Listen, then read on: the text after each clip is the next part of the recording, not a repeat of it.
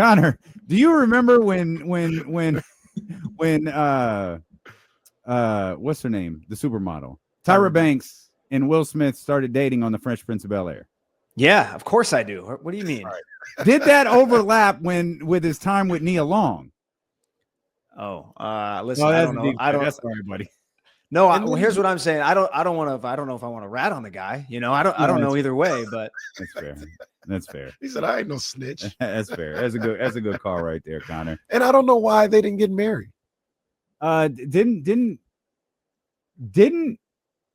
is it Lee? It's Lisa. Lisa. Didn't Lisa's dad marry Princess Will's mom? Yeah, but that was at the altar.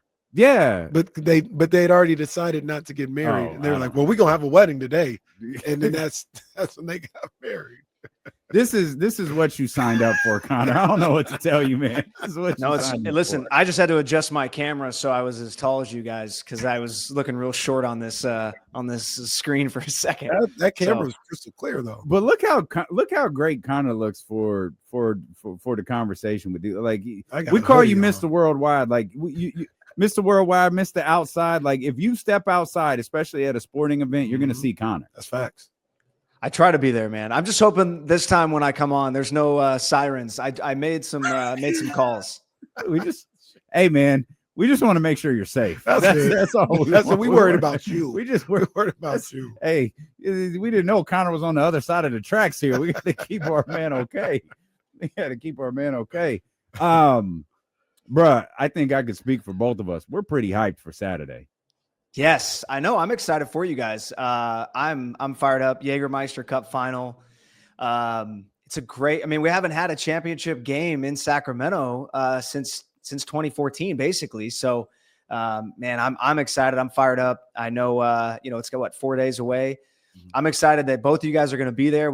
I'll send you the tickets over here shortly. I'm excited to come hang out. Well, I'll try to come see you guys a little bit. It'll be a busy day, but you'll be working. Yeah. Kenny and I were talking at the Sac State game, and he got pulled away halfway through the first conversation, and then I got pulled away halfway through the second conversation. But anyway, yeah, no, I'm fired up. It's going to be such an electric night. We got some fun things planned from the non-soccer side. It's going to be an electric atmosphere. Oh man, I'm just so excited. It's gonna be a fun night, and hopefully come away with the win and get to celebrate post game. Now, apologies for my potential ignorance on the situation, but have they always had the Jägermeister Cup? And of course, it's relatively new, huh? Yeah, it's new. So we've had the Open Cup that's been going on for a very long time, and that's with kind of every league. So MLS, USL, even amateur teams that can compete and qualify to move up. The Jägermeister Cup is only USL Championship and USL League One teams. So the league below us. It's the first year that the championship teams are included. It's been a lot of fun though. There's a group stage. It kind of it's very similar to the in-season tournament for NBA, where it kind of brings meaning to some games during the season that probably wouldn't have as much meaning. So it's been a lot of fun. We've won in 2 consecutive PK shootouts on the road. We beat Rhode Island most recently. And it's a really cool story, guys. Jared Mazzola, who's typically our backup goalkeeper, he's played every round of this Jägermeister Cup, and he's only given up 1 goal in 6 games. And he's been lights out in penalty kicks. So typically you're probably thinking, no, you want your best goalkeeper to play. And we do have a great goalkeeper in Danny Vitiello. But how can you, from a coaching perspective, how can you not let the guy who has basically put you in this position in this cup not play in the final? It's a really cool story. Jared Mazzola, who's also a fantastic guy in the community, does a ton, works with our unified team, goes and does a lot of hospital visits for us with children with childhood cancer. So he's an amazing dude, and it's really cool to see him get his moment. And I'm pretty sure he's going to get the start this Saturday in the cup final because of what he's done. He last round in penalty kicks in the semifinal, he got 3 straight PK saves. Yeah. I mean, that's crazy. Yeah, that was crazy to see too. Yeah. So with this cup being a relatively new thing, so soccer dummies like me sometimes have a difficulty of kind of piecing all of this together. So you've got like a whole other season going on that doesn't really have anything to do with this this final, but this final is a really big deal. But then we got a regular game that we got to get back to. Like, it feels like with soccer, and I don't think this is unique to the Republic or these leagues. It feels like there's always a tournament or a final or some big match going on within a season. Yeah, it's different from other sports, right? In England, it's even worse. There's can be as many as 5 competitions going on. But yeah, for Republic, you have the U.S. Open Cup, which you mentioned, which is happening mid-season. You have your normal regular season schedule, and then kind of mixed in, you have these cup games that are usually single elimination. So it is very different. I love it because you're right. You could have a game that is a huge game in June, right? A couple of years ago in the July game, we played Sporting Kansas City in the semifinal of the U.S. Open Cup. And then a week later, or even 3 days later, you're going right back to the league. So it is a balancing act. And I get it for people who maybe don't understand soccer, how kind of confusing. And you're, wait a second, we have this game, but then we have to go back to the normal stuff this next week. But I think hopefully, the in-season tournament is kind of reminding people a little bit of they're basically following a soccer mentality of adding and trying to create some mid-season competition and tournament, which is super common in soccer. And so I think, hopefully I get it when people are like, wait a second, there's a final this Saturday. It's like, yeah, it's a new competition. We're going to, as we educate people and people get excited, here's basically all that matters for this Saturday. If we win, we win a trophy and we are champions of the cup. So it's been a long route this season to get there for this cup, but I do understand it is a little bit confusing. I promise once you start to follow it a little bit closer for some of those people who maybe are soccer novices, which is what I was, it starts to makes a little bit more sense. But yeah, it is a little complicated, but yeah, you're right. We have playoffs coming up in about a month, completely separate from this game Saturday. But yeah, it's definitely a lot, but it makes it fun. You have games that matter mid-season, matter a ton mid-season, separate from the regular season. And I mean, look, we're here, so we might as well make the announcement. If the Republic do win, I will be on the podium and I will raise the trophy up myself. It's breaking news here on D-Lo and KC. If you have to send security out there, Connor, to tackle him, it's fine. It's perfectly fine. Do what you have to do. Don't they do the thing where they're 1, 2? That's gonna be me. I accept it. So real quick though, for you guys to know, because this game is midweek and the way this tournament's set up, if it's tied after 90 minutes, we're going directly to penalty kicks, which I remember, Damien, a couple of years ago, we talked about penalty kicks is not great for your heart, to put it that way. There's a lot of ups and downs. Yeah. So that you guys know. That actually came up for me, at least in the semifinal game where they went straight to the PKs. I was under the impression that they played extra time and then went to the PKs. But is it just for this tournament that they go straight to the PKs? It is just for this tournament. U.S. Open Cup, you play an extra 2 15-minute halves, and then 120 minutes, an extra 30. And then if it's still tied, then you go to PKs. But for this tournament, because it was adding so many games throughout the season, they went to just 90 and then PKs. So it's something new. They may change that in the future, but no, you are right. That is normally how it is done. And then a playoff atmosphere for the USL, it's the same thing as you just said. So an extra 30 minutes. If it's still tied, then go to PKs. What's we talked, I think the last time we talked, we were breaking ground on the stadium and all of that. Do we have a date for that? Do we have a season that we're targeting for the stadium to be open? Yeah, so we've got some. There's been a lot going on out there. They've been doing some work on the grounds, trying to level that site, which is exciting. That started, I think, 2 to 3 weeks ago. So we're fired up about that. Obviously, a lot of things are going to be happening. We're still targeting a 2027 start, and that's the goal for us. So we'll see, but that is kind of what we're focused on. But yeah, we're excited. There's a lot of things happening out there. A lot of meetings, a lot of conversations. I get lucky enough to be a part of some of them, and the amount of detail that goes in, I just can't fathom the amount of detail that these people, these decision makers, designers have to come up with is crazy. But it's all, the way I think of it is this stadium will be standing for 30 years, and to be able to be a part of something that is being built and to revolutionize the area of Sacramento that it's going to build out and change in the rail yards, it's next level. And being from somebody who's from here, and it means a little bit more. And so that's what I'm so excited about. And I think you see what Golden One Center's done for the city of Sacramento. And I feel like ever since that place has been built, there's been just way more pride in that arena and that area. And that's what we're excited to bring into a whole new area. It's not like, Golden One Center was kind of revitalizing this area of downtown. This is now building out a whole new area with housing, with entertainment district. There's just going to be a ton that goes in down there. That's going to, and I think, like I said, in 10 years, it's going to look completely different. Yeah, no, it's, we all know, we talk about it often, and you still deal with it when you talk about the Golden One Center. You go down there and you say, man, I can't believe this is downtown. We all grew up 705 J Street and what J Street looked like at that time and what it looks like with Doco. And I can't imagine when that Republic Stadium is built and we're like, man, we down at the rail yard. Our whole lives, we would just see nothing out here. And now look what's around us. And you guys are really the anchor for the revitalization of that area. Yeah, it's exciting. I mean, there's other things going on. I know that new courthouse is going to open here soon. Kaiser's going down there as well.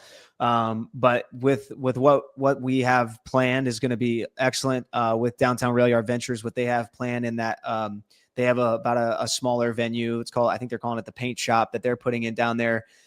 There's just going to be a lot more things happening in Sacramento. And the way I think of it too, like take the soccer side of it out, even though that's the most important part of it for us.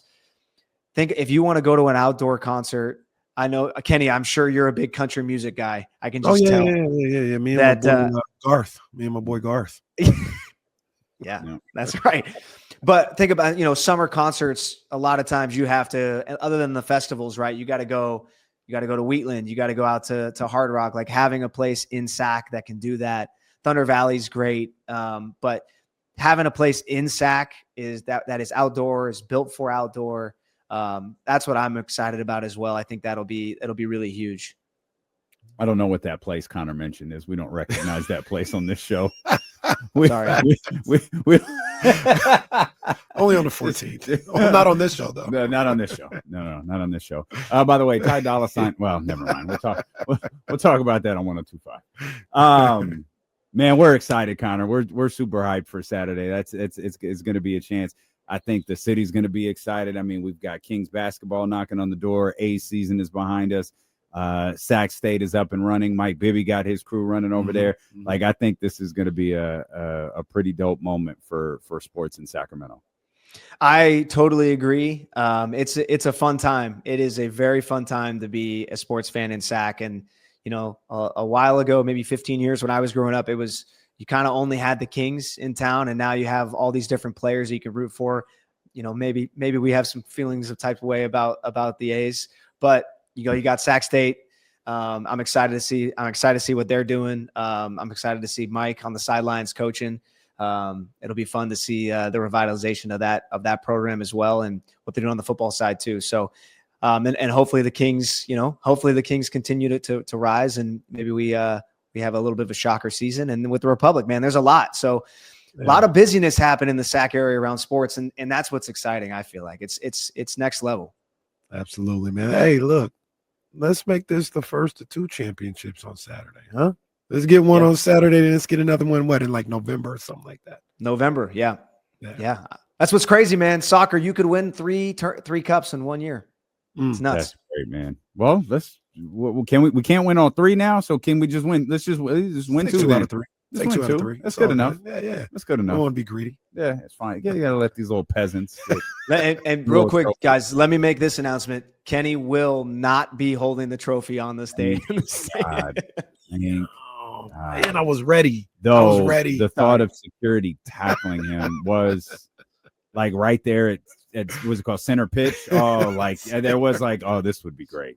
My fear was that I'm going to have to go film the whole thing and be great. I would have to go wave off the security. No. It's okay. It's okay. No. You don't.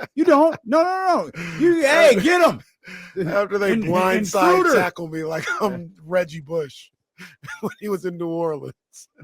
Oh, Connor, we appreciate you, man. We will we'll see you this weekend, my man. All right, guys. We'll see you. Thanks again, and let's go. Anthony Slater. ESPN wrote it was like, I think it was like questions for all 32 teams or something like that in the league. And Slater, who obviously is continuing his role of covering both the Sacramento Kings and the Golden State Warriors, asked the question, can the Kings offense, and I'm paraphrasing a little bit, but this is the gist of it, can the Kings offense hide their serious flaws on defense? Mm-hmm. Which is it's a tradition unlike any other. The Kings defense, long before they step on the floor, is going to be criticized, and their offense is going to ask to excel. Mm-hmm. And Ant-Man said, and credit to Anthony, and I really appreciated this about what he wrote. He actually acknowledged the Kings were talented. Wow.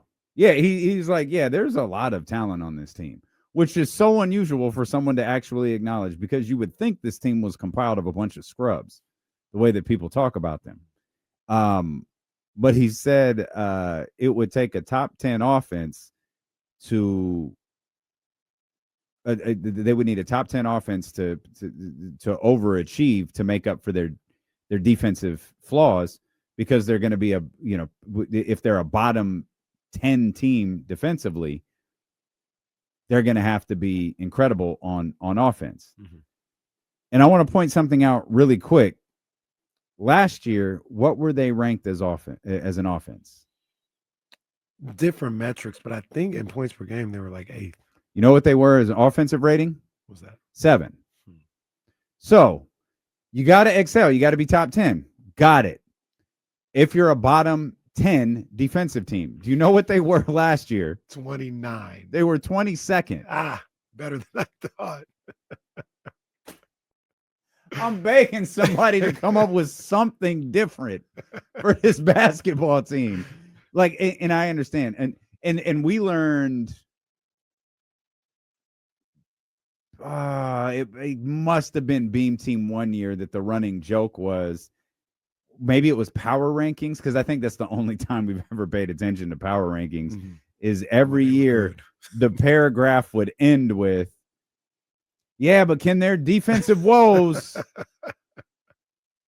It would be like the last sentence every week would be something about the Sacramento Kings defensive struggles, woes, whatever.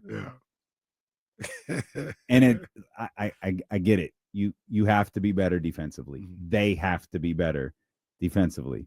This is already a good offensive team. I think there's ways to make, obviously, Scott Perry feels like there are ways that this team could be better.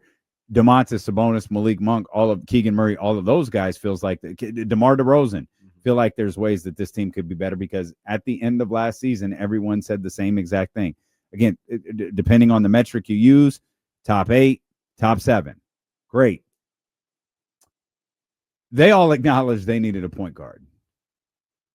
And I don't know who the point guard was that everybody wanted, but you could put it on my tombstone. They got a pretty good one. Yes. I think Dennis Schroeder is really good, and I think he's going to be great in this role. And I think now you have the opportunity, similar to De'Aaron, not as a scorer, but as a facilitator, and perhaps a one-of-its-kind in Sacramento organizer. Shout out to the organizers. Now you have 2 facilitators on the floor now in Dennis and Domas, which to me, and maybe I'm just dead wrong, I feel like that opens things up a lot for Zach LaVine, maybe Keegan Murray, not so much DeMar DeRozan, because I feel like DeMar does a lot of stuff on his own, and I'm not criticizing him for iso ball or anything like that, but I don't know what having, we go back to the Lonzo Ball, Zach LaVine. DeMar DeRozan thing in Chicago, where everyone says that's where the team was at their best. DeMar was great that year. I know everyone hates this, and context is important. DeMar was good. DeMar was really good last year too.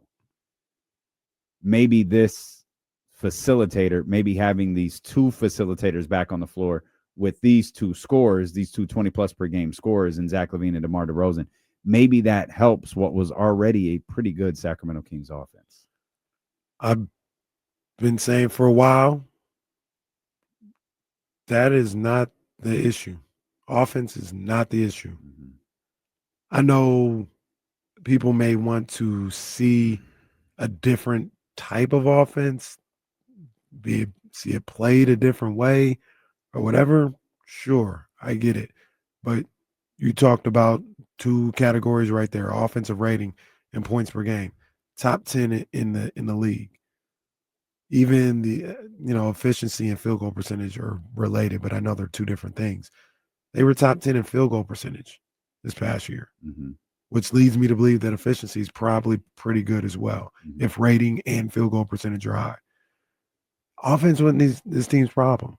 That's what people always want to talk about when they talk about this team. They talk about the fit is bad and they got talent, but can they play together? And they need to change the offense. They need to change the offense for real. Do they really? Mm-hmm. The offense is fine. It may not be what you want to see, but now we get into as a player, as an observer, do you want to be right or do you want results? Mm-hmm. Right? Because I'm just gonna. This is not what I've heard from anybody or them or nothing like that. I'm gonna just use an example. Maybe Domantas Sabonis thinks the offense should go through him. And if it's not going through him, it's like, man, it's the wrong way to go about things. And it's going through DeMar DeRozan, and they're scoring 117 points per game. If you're Domantas, should you be pouting about that because it's not going through you? Or just say, hey, this is actually working as well? Well, we could flip that around. Mm-hmm. If they give the ball to Domantas Sabonis all the time, and DeMar DeRozan's not getting the same looks or same touches that he did last year, but they're averaging 117 points per game. Should DeMar be mad? No. Like, the bottom line is we want to be an efficient offense. Mm-hmm. We want to be an offense that is able to compete against anybody, put pressure on the opposing team's defense, and let them know you're dealing with a top 10 scoring team in the league. I don't really care how you get there. I don't personally. Mm-hmm. You can get there by 53s. You can get there by 22 threes and get into the free throw line all the night long. Mm-hmm. I don't care how you get there. I just want it to be done.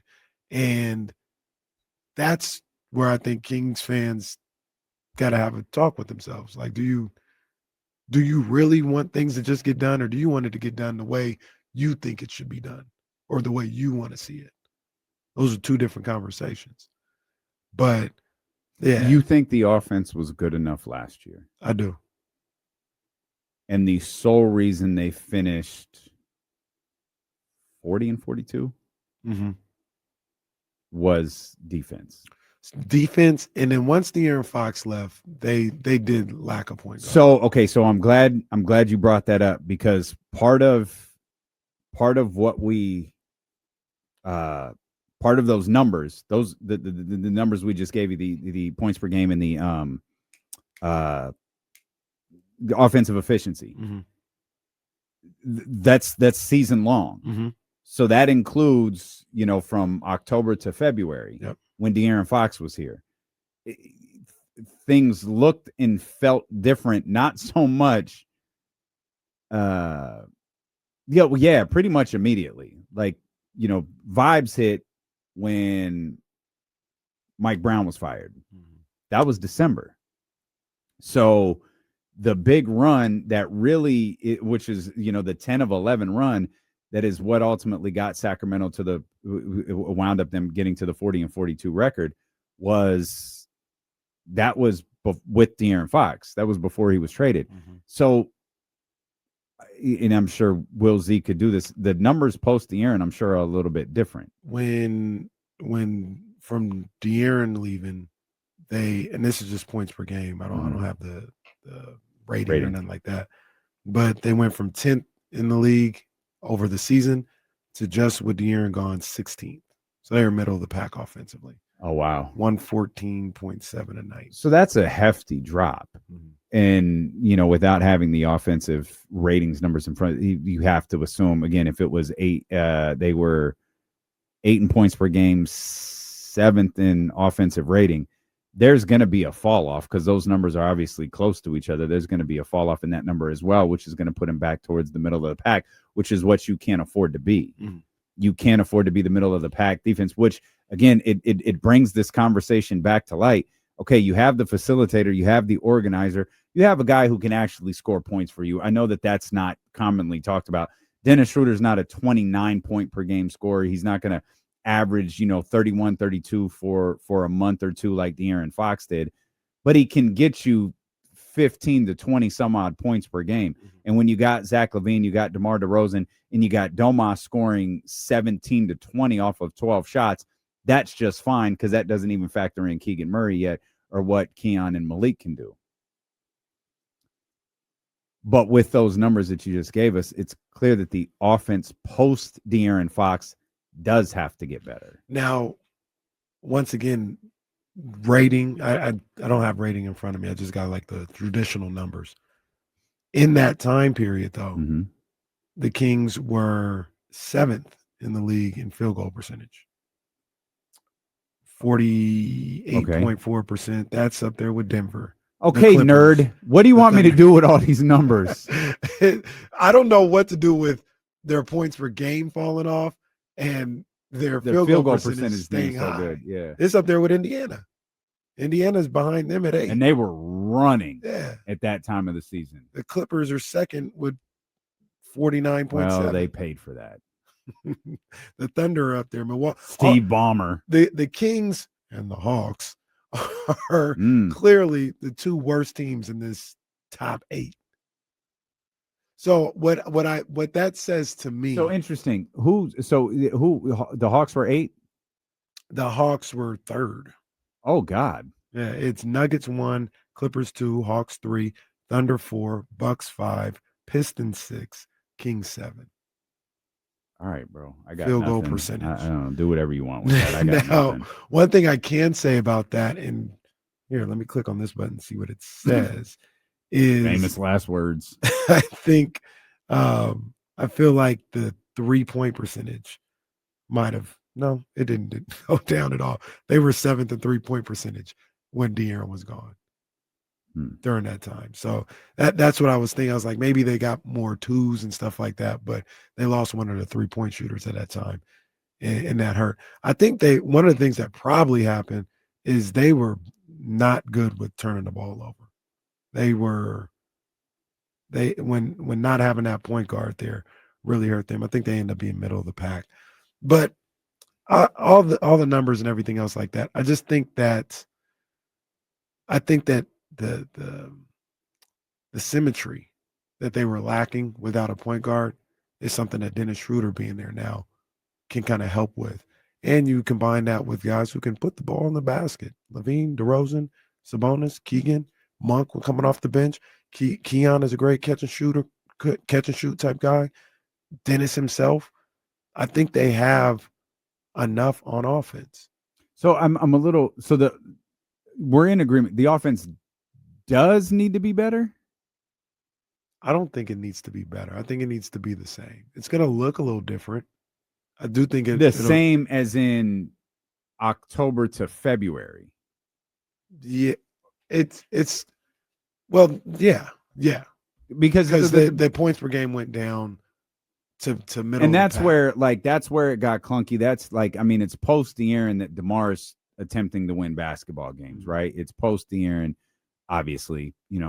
Zach LaVine, had it took a few, but he had a breakout game in that regard. Like there weren't a lot of, at least not off the top of my head, not a lot of, we joked, I don't know, recently about that first quarter of that first preseason game with DeMar DeRozan and how we thought, all right, we did it. This is everything we were looking for. Perfect. I think I can't remember if the King. I feel like the score was 39-36 or something like that, and I can remember if the Kings were up or if the Kings were down. But I remember we thought, all right, dope. Like that's what everybody wanted to see. Shut it down, guys. We did it. And I can't remember the post De'Aaron Kings having a game like where it was, oh, they figured it out.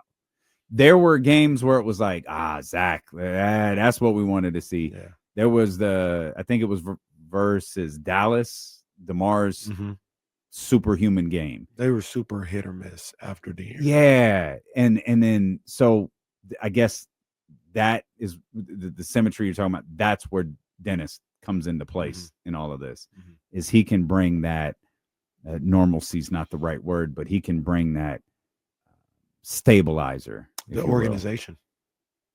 Look at that man right there. That's a professional. You know what Dennis thinks about that? That right there. Let's hear from the charismatic point guard of the Sacramento Kings, our man Dennis Schroeder, after his first practice as a King. Offensive and defensive principles. Oh, buddy, you're going to have to speak up. Played a little 5-on-5. Yeah, it was great first day. What stood out to you about the way that Dove runs things?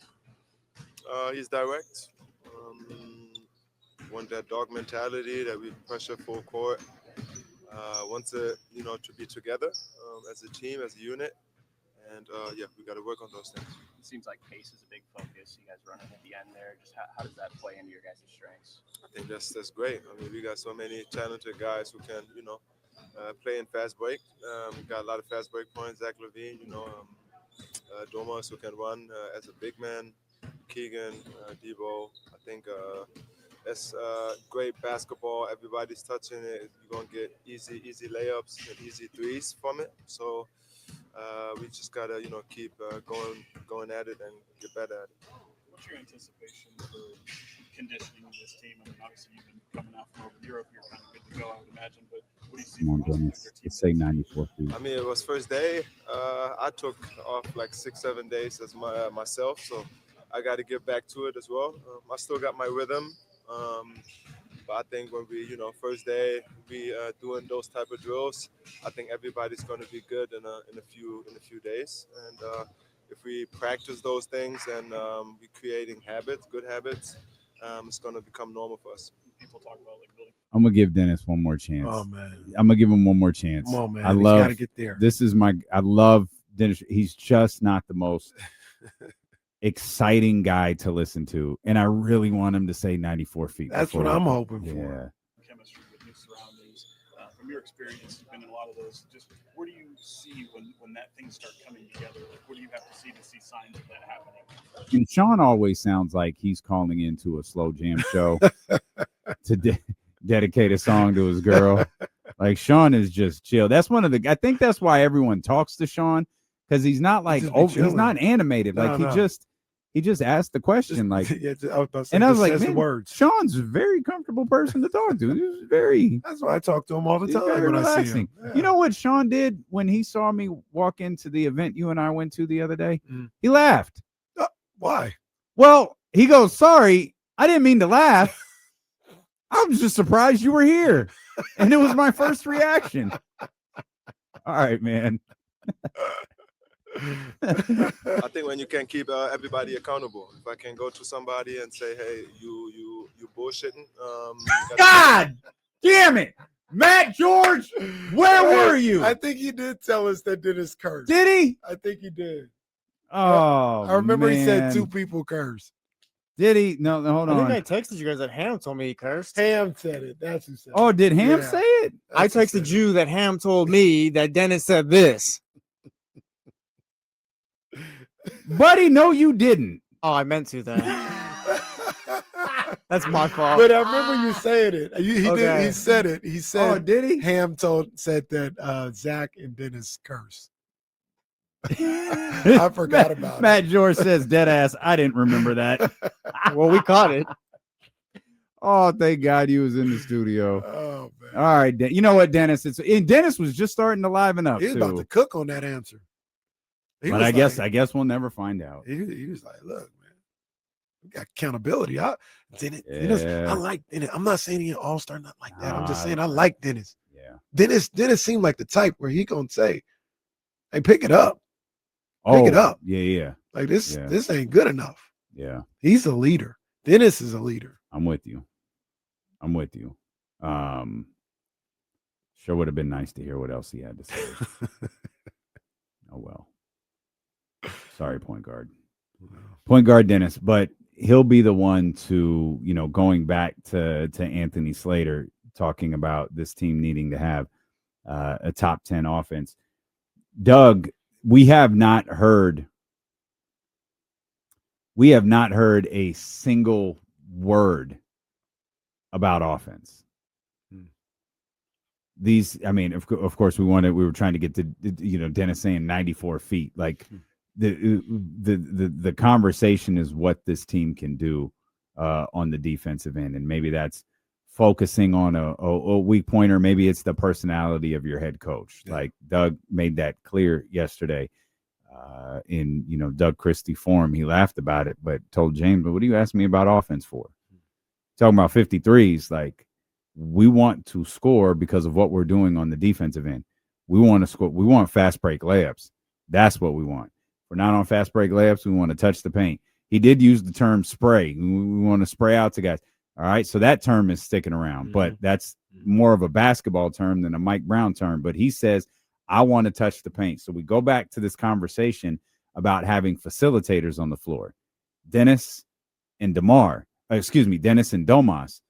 Domas has a frustrating ability to find everybody on the floor. Mm-hmm. I say frustrating because there's so many times where it's like, you're like a top 3 strong guy in the league. Like, you can do this yourself. Mm-hmm. But he'll see Zach, Keegan, somebody, and he'll find them in the right spot and move the ball out. But we've asked, how will this offense move with Dennis here now, Zach LaVine being a scorer, DeMar being a creator, and then Domas being able to do a little bit of all of that? Mm-hmm. Doug said yesterday, we want to score on fast breaks. We want to get layups. When we don't, we want to touch the paint, work from there, and then spray out to our guys, around the arc. Right. And to me, that's like, okay, you've got scorers on the floor. Really, really good ones. Mm-hmm. We're going to start with Domas and move from there. Yeah, and then you know what? You were thinking Domas, and you said DeMar on accident. I think DeMar, while that's not primarily who he is, I think he's an underrated creator for others. Okay. I think he's a guy that realizes when the defense is locked in on him, and he can spray out to shooters as well. And it looks a little different because it's not necessarily like your true point guard getting into the paint and, attacking and then kicking out real quick.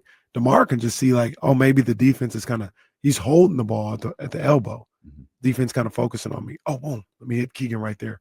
Wide open 3. I think that's an underrated aspect of his game. So sometimes when you're able to unlock that part of DeMar, you may have 3 guys out there that can create for others, 2.5 guys that can create for others that are good with the basketball and finding open guys. So, and that's just in the starting lineup. Yeah, exactly. Because you have a guy off the bench who's really, really good at doing that too. Mm-hmm. And Malik is kind of the guy who can do all of these things. Yeah. He can create, he can score, and he can, I said create, I was actually meaning create for others. Mm-hmm. He can score. But as we've learned, very, very importantly, he can create for himself too. Right. 100%.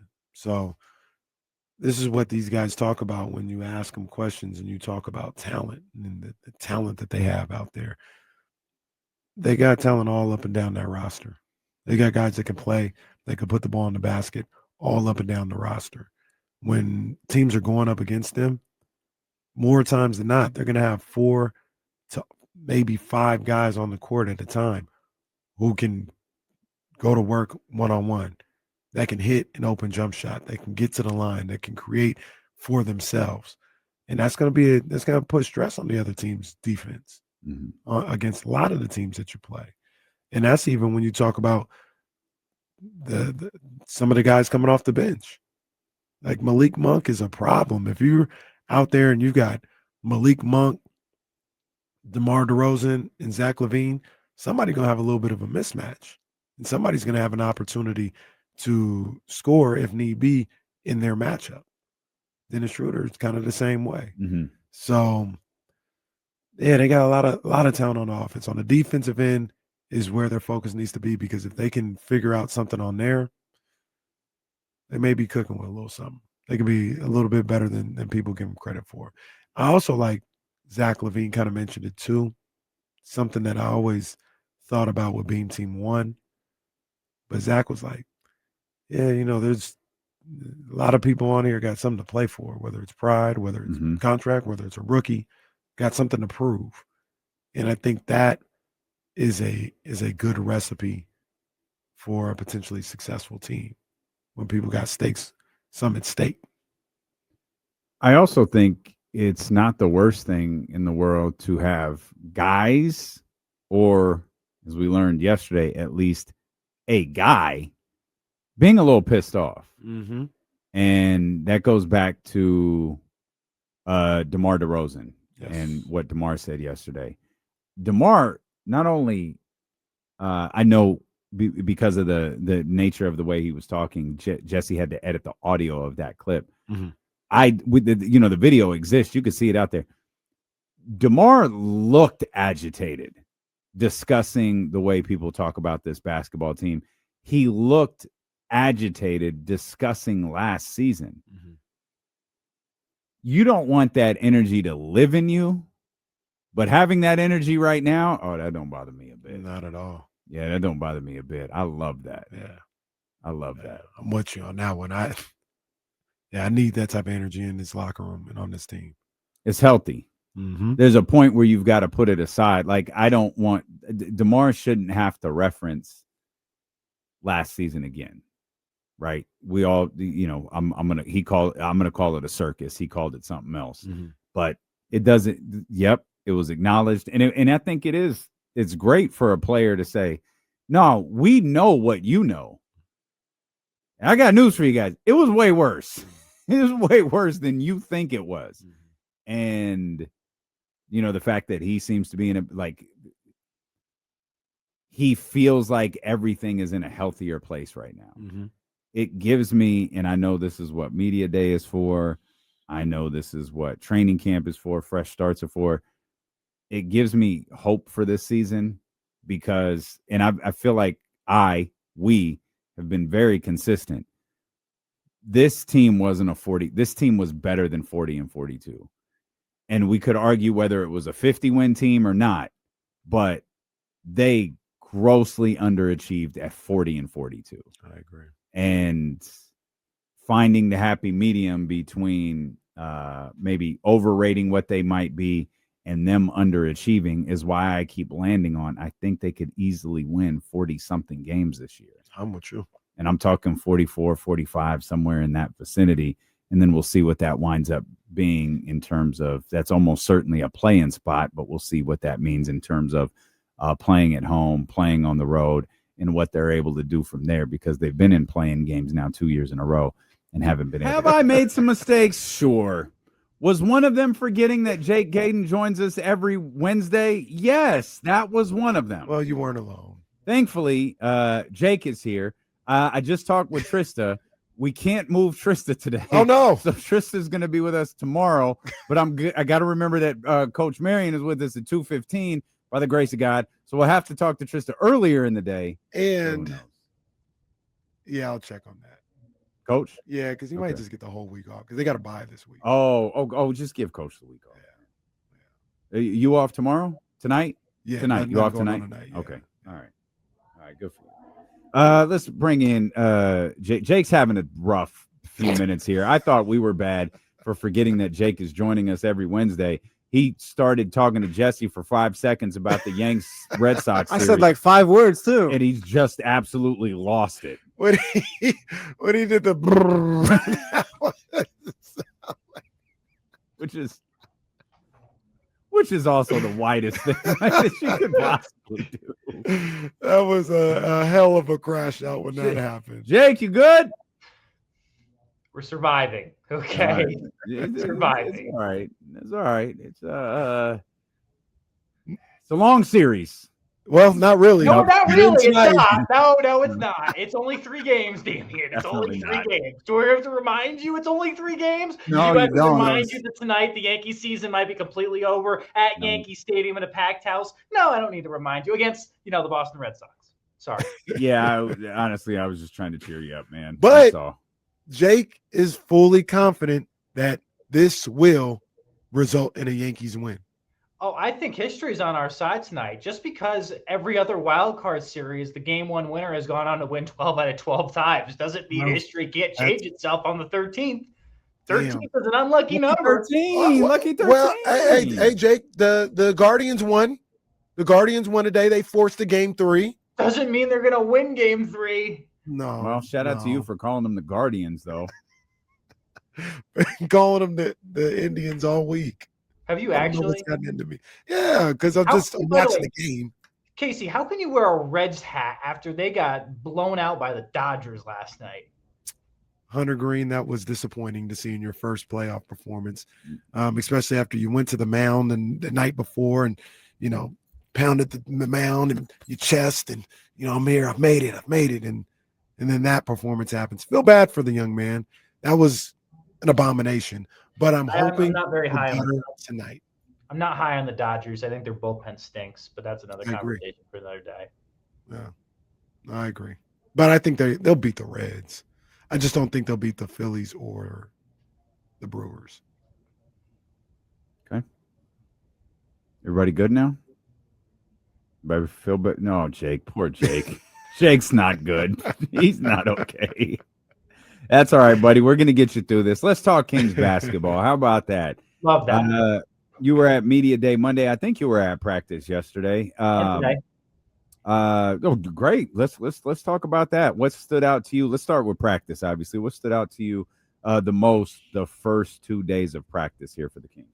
So one, the amount of conditioning. I think that Doug Christie coming out and saying that they want to be the most well-conditioned team in the NBA and they want to get out and run and play 94 feet. You can see that on the first 2 days. A ton of running, a ton of conditioning, and you know that was the sentiment according to the guys. Maybe even 2 or 3 months ago, they said, "Hey, be ready to come into camp, be conditioned because we're going to get after it and we're going to run." So I think that's something that you're definitely seeing in the first 2 days. It's also interesting, Doug Christie putting his little, mark on this team with the offensive scheme. I think defensively, they're going to pick up 94 feet, like they said, and play the Doug Christie defense that we've been accustomed to, specifically last year and then from his playing days. But offensively, of how things are going to look, I don't think you're going to see the same type of offensive scheme with a lot of DHOs off of Domas and being able to play pick and roll type of offense. But where they put Domas is where it's going to be different this year. They're talking about how the wrinkles of the offense will be different. I don't think you'll see Domas more at the top of the key, I think, or in the dunker spot. I wouldn't be surprised if he's more on the outside wings areas, creating DHOs out there. Doug was saying he loves splits, and maybe, Kenny, if you can explain what a split is to the listeners for basketball terms. But I think offensively, things are going to look a little differently and maybe open up the offense a little bit more and play to everybody's strengths, right? I don't think it's all going to be completely DHO related. I think that's going to be the basics of the offense. But what they've told us is that the offense is going to be looking a little bit different and it's going to play to everybody's strengths. So if it's Malik Monk out there, if it's Dennis, if it's DeMar, if it's Zach, if it's Keegan, I think Keegan a lot more catch and shoot. I think you might see DeMar play a lot of more one-on-one going down to the lane. I think it's going to play high pick and roll with Zach for him to be able to pull up and then also attack the paint. And then Dennis, I think, is more like Malik, where it's just a two-man game between back and forth between him and Domas. But once again, I think the offense is going to go through Sabonis, and I think they're going to run a ton. That's the other thing that really it's short bit of clips that I've seen is they look like they want to play fast. and they want to get up and down the floor. And some people think that's not the way to go about it when you have a guy like DeMar DeRozan or something like that on your roster. But I think DeMar can get up and down to a certain degree, or at the very least push the ball up the floor and try to get some easy transition buckets.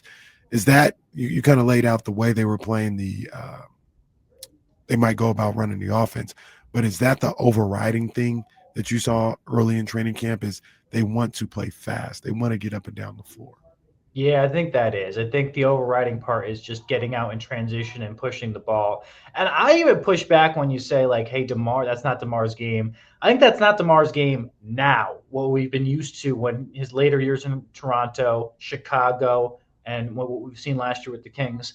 Look at DeMar at USC and look at DeMar in his early years with the Spurs. He did get out and run. He was a fast-paced type of guy. I think he's morphed his game a little bit more into the turnaround, go get a bucket type of guy. But it's not. I don't think it's not in his toolbox. So that's why I've been pushing back on people saying I don't think that DeMar doesn't fit this the scheme. I think he does. I also think that go out and run scheme and push the ball fits everybody else on the roster, right? I think Keegan can go push the ball. I think it sells with Sabonis, especially if he's going to get the rebound and going to push the ball. Works with Malik, with Dennis and Zach, and even Keon. You throw that into the mix. And Meek did that a good amount. He was the main ball handler at Colorado State. So I think it does fit the scheme for the majority of players. I think when you look at DeMar, we've only been used to what we've seen from him for the past 5 years, which is a slow down type of player and back to the basket type of player. I think if they change the mindset of what DeMar can do, I think you might see a more transition type of guy this year and something that he did earlier in his career. By the way, real quick, sorry I ignored you, Jake. Splits, at least from what I know, what splits are in basketball, is exactly what it sounds like, right? So if I have the ball and I pass to my right and I go to set a screen for Damian, as opposed to coming off the screen, maybe I'll look like I'm setting a screen and then I'll slip and go to the basket and maybe draw a defender this way. Damian will just take my spot at the top of the key. He'll be wide open, puts the defense in a little bit of a compromising situation if they don't have communication or they can't read the play because it's kind of going off of action. So as far as I know, that's what splits are. Could be wrong, depending on their terminology for it. Well, set the screen for me. I'm gonna hit the shot. See, I'm gonna take the defense with me, and they can go be wide open. Hey, I found out that Dame used to play really good. Used to hoop back in the day. Found that out from his birthday party back in the day. So someone was lying to you. Someone looked you right in the face and lied to you. There's levels to this. You were talking about DeMar, and DeMar taking on a role that maybe he hasn't had since early in his career. Like I think one thing that really stood out to us, one of our favorite parts about Media Day, Jake, was like DeMar legitimately was pissed. Like DeMar's like, I don't like the way people are talking about us. I don't like the way that things went last year. Everybody knows that things went bad last year. And he repeated, the way he felt that things went last year. And I was talking earlier, I love that energy. Yeah, give me that. I don't want the whole team to have that energy, but a 16-year certified vet Hall of Famer. Yeah, give me that. Give me that chip on the shoulder. 10 times out of 10, I'll take it. I love it. I think the raw emotion and the honesty and the transparency, like without swearing like he did 4 times in the interview, but bleep, yeah. All right. If I'm a Beam team guy, like if I'm a Kings fan, that's exactly what I want to hear from my veteran. And I think he's taking the onus on himself, saying like, hey, fam, don't count us out, because last year was a roller coaster ride and we had a lot of things going on behind the scenes. But this year, if we got our things in check and have a base plan of how we're going to go about it and a concept and a plan moving forward, watch out, fam, because we got a bunch of people on here that love being doubted. I think DeMar loves being doubted. I think Zach loves being doubted. I think Malik loves being doubted. And then you have young guys like Keegan and Keon that are both playing for contracts and are playing for futures. And I think they're going to have a chip on their shoulder. Domas, I think, is just always going to be steady Eddie from what we've known about him. But those are the guys that give me the chip. All right, I'm good with it. I'm okay. I would have no problem being able to say, hey, I'm going to prove the rest of the Western Conference wrong. Heck, the national media wrong. And let's be real here. The national media doesn't really know a lot about the Sacramento Kings. I've seen it for 3 years. You guys have known about it for forever, right? They look at the record. They look at maybe a couple of games that are on prime time, and that's it. They don't study this team. And I can tell that because of the year that they made the playoffs and how it was just so undercovered by the national media. No one really had no idea what they were talking about. Stephen A. Smith being shocked that De'Aaron Fox was good was an all-time moment. For real. For real. I think the honesty from him was really refreshing from media day. But can I give you a guy that I'm really refreshed by? And I think it has to do with him being married. Keegan Murray. All right. I think we got the most I have heard from Keegan was on media day, and the most I got out of him was from media day of how transparent and honest he was been, not only about last year, but where he wants his game to be. Right. I feel like the first 3 years of his career, he's been put in a box. First year, catch and shoot guy. Second and third year, be more of a defensive guy and have a role.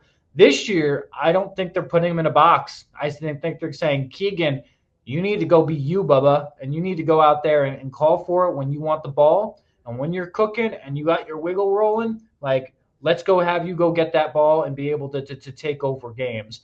That's what I'm intrigued about because Keegan now knows that. They've also said the past 2 days that Keegan has stepped up and talked more this year, or this training camp, which has been very refreshing to hear because I think that's his evolution of his career. What's his next step? Can he become a main option in the offense? Can he be a guy that vocalizes what he thinks is right and what is wrong?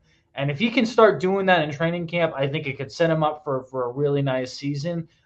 That's something that he said he worked on this offseason is being able to get his basket, be able to create shots more. And I'm intrigued to see what it actually looks like in real life games coming up next week. Casey, when was the last time your wiggle rolled? Well, I'll just keep that between me. I was just wondering. I was just wondering. Just throwing lines around like his wiggle is rolling. I was just curious, like when did? That's a Mike Brown quote. You know that, right? I'm gonna keep my personal life personal. Well, Mike Brown has said a lot of things where I just want to hit the pause button a time or two. But hey, everybody's wiggle rolls once in a while. We asking questions. Broadcast journalist. How am I gonna let that line slide? I'm a broadcast journalist. Come on, man. Jake, we talked to you a week ago. You're like, the Kings. Now you've talked to them. You've seen training camp. Do you feel any differently about your expectations for the Kings? No. Still the same way. Think they're competing for a play-in spot. I think they can get lucky if some teams get injured. Could they keep? The good news is I think they could maybe catch some teams off guard the beginning of the season and how good they are. At the end of the day, the key for them is how they get off to a good start. Can they get off to a good start? Can they have a winning record in the first 15 games of the season? I think if you have that, maybe you can change my mind, but they have got to get off to a good start to start the year. And I think that's going to be a key to catch some teams off guard and be able to play Kings basketball, which is going to be physical. It's going to be a lot of running like we talked about and different shot makers and different guys to go to each night. Do you think they can? I think they can.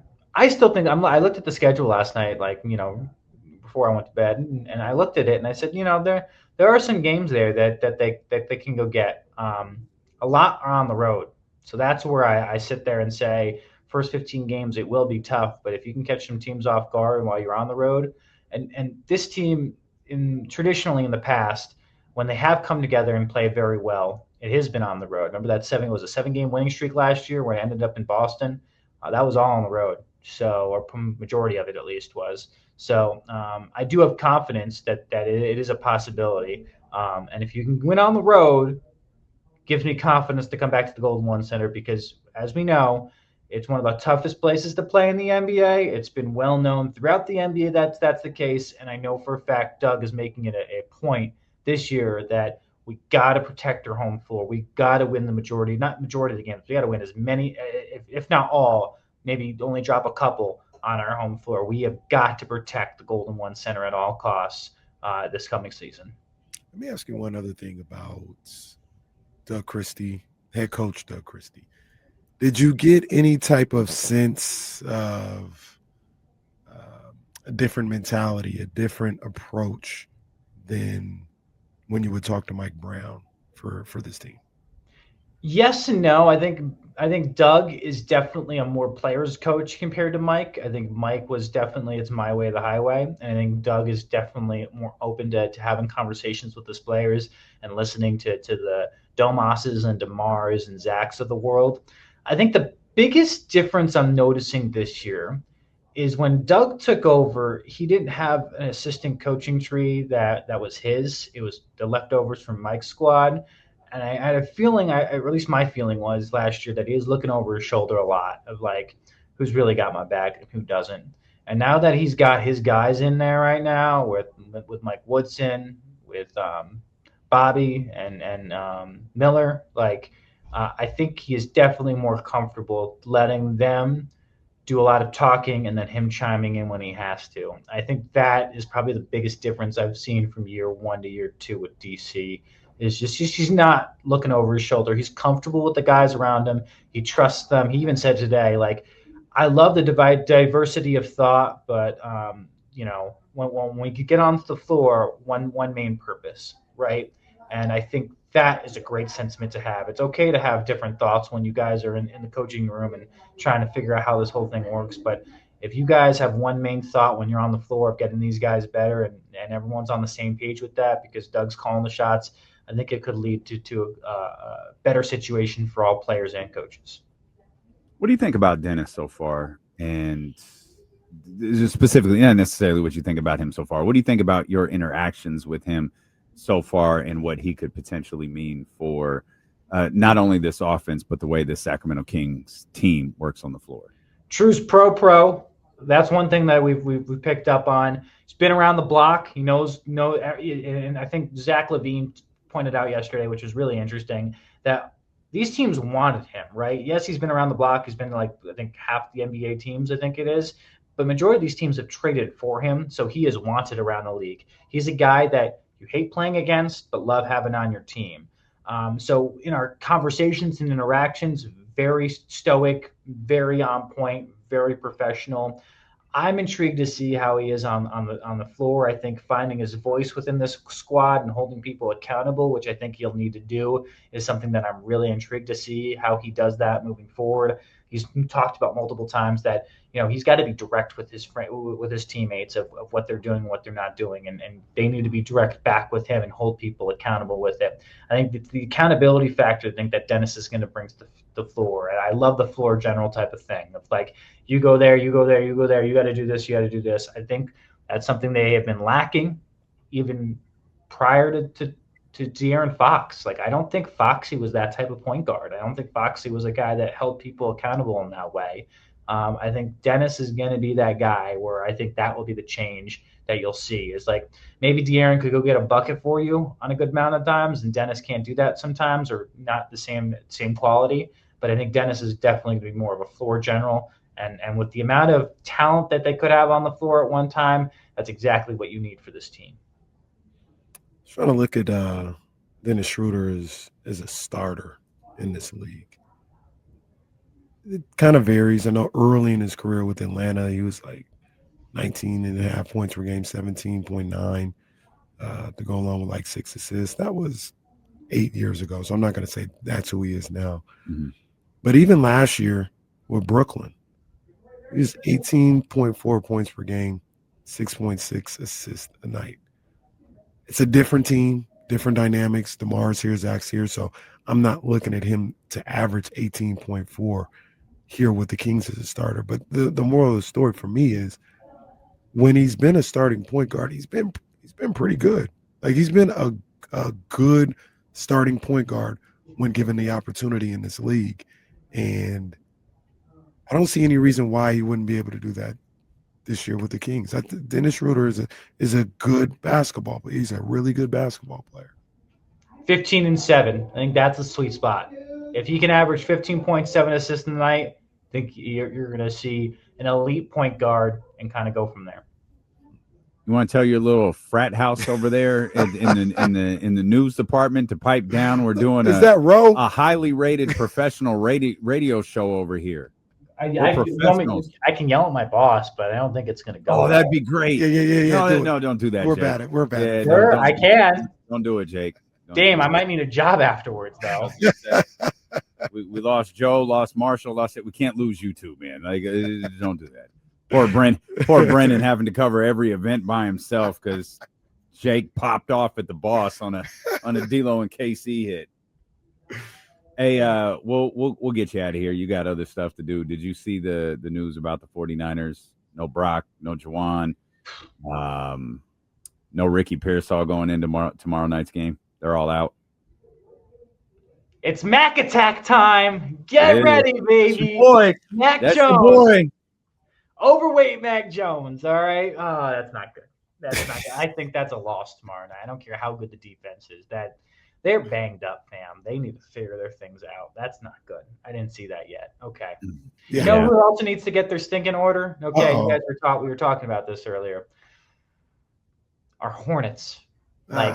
Like Sac State football, like we talked about that. I'm a fan of Brandon Marion, but like you've talked that talk, you've not backed it up. And I think the rest of the Big Sky is starting to laugh at you right now. So I think I wish him the best of luck to get his stuff in order. And you've created the buzz that you wanted over at Sac State, but man, they got to change. They got to figure this thing out. Saturday was a bad loss. That was a bad loss, and I think I don't typically like to go back and forth like this, but I think a quarterback change needs to happen. I said this whole thing, at least this year, is going to work on whether or not Jaden is successful or not. I don't think you can get around that. Like if he's not ready, if he hasn't played enough football and he's not ready, it's not going to work.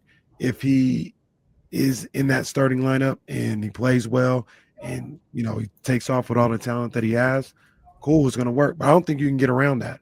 I don't think you can say, let's put Cardell in there and, maybe we can avoid it. No, this thing is going to work on whether or not Jaden is successful or not. And you got to go out, you got to put him out there. I think you got to put him out there and try it because Cardell's a better athlete, but Jaden is the quarterback you're going to need when you play these better teams in the Big Sky.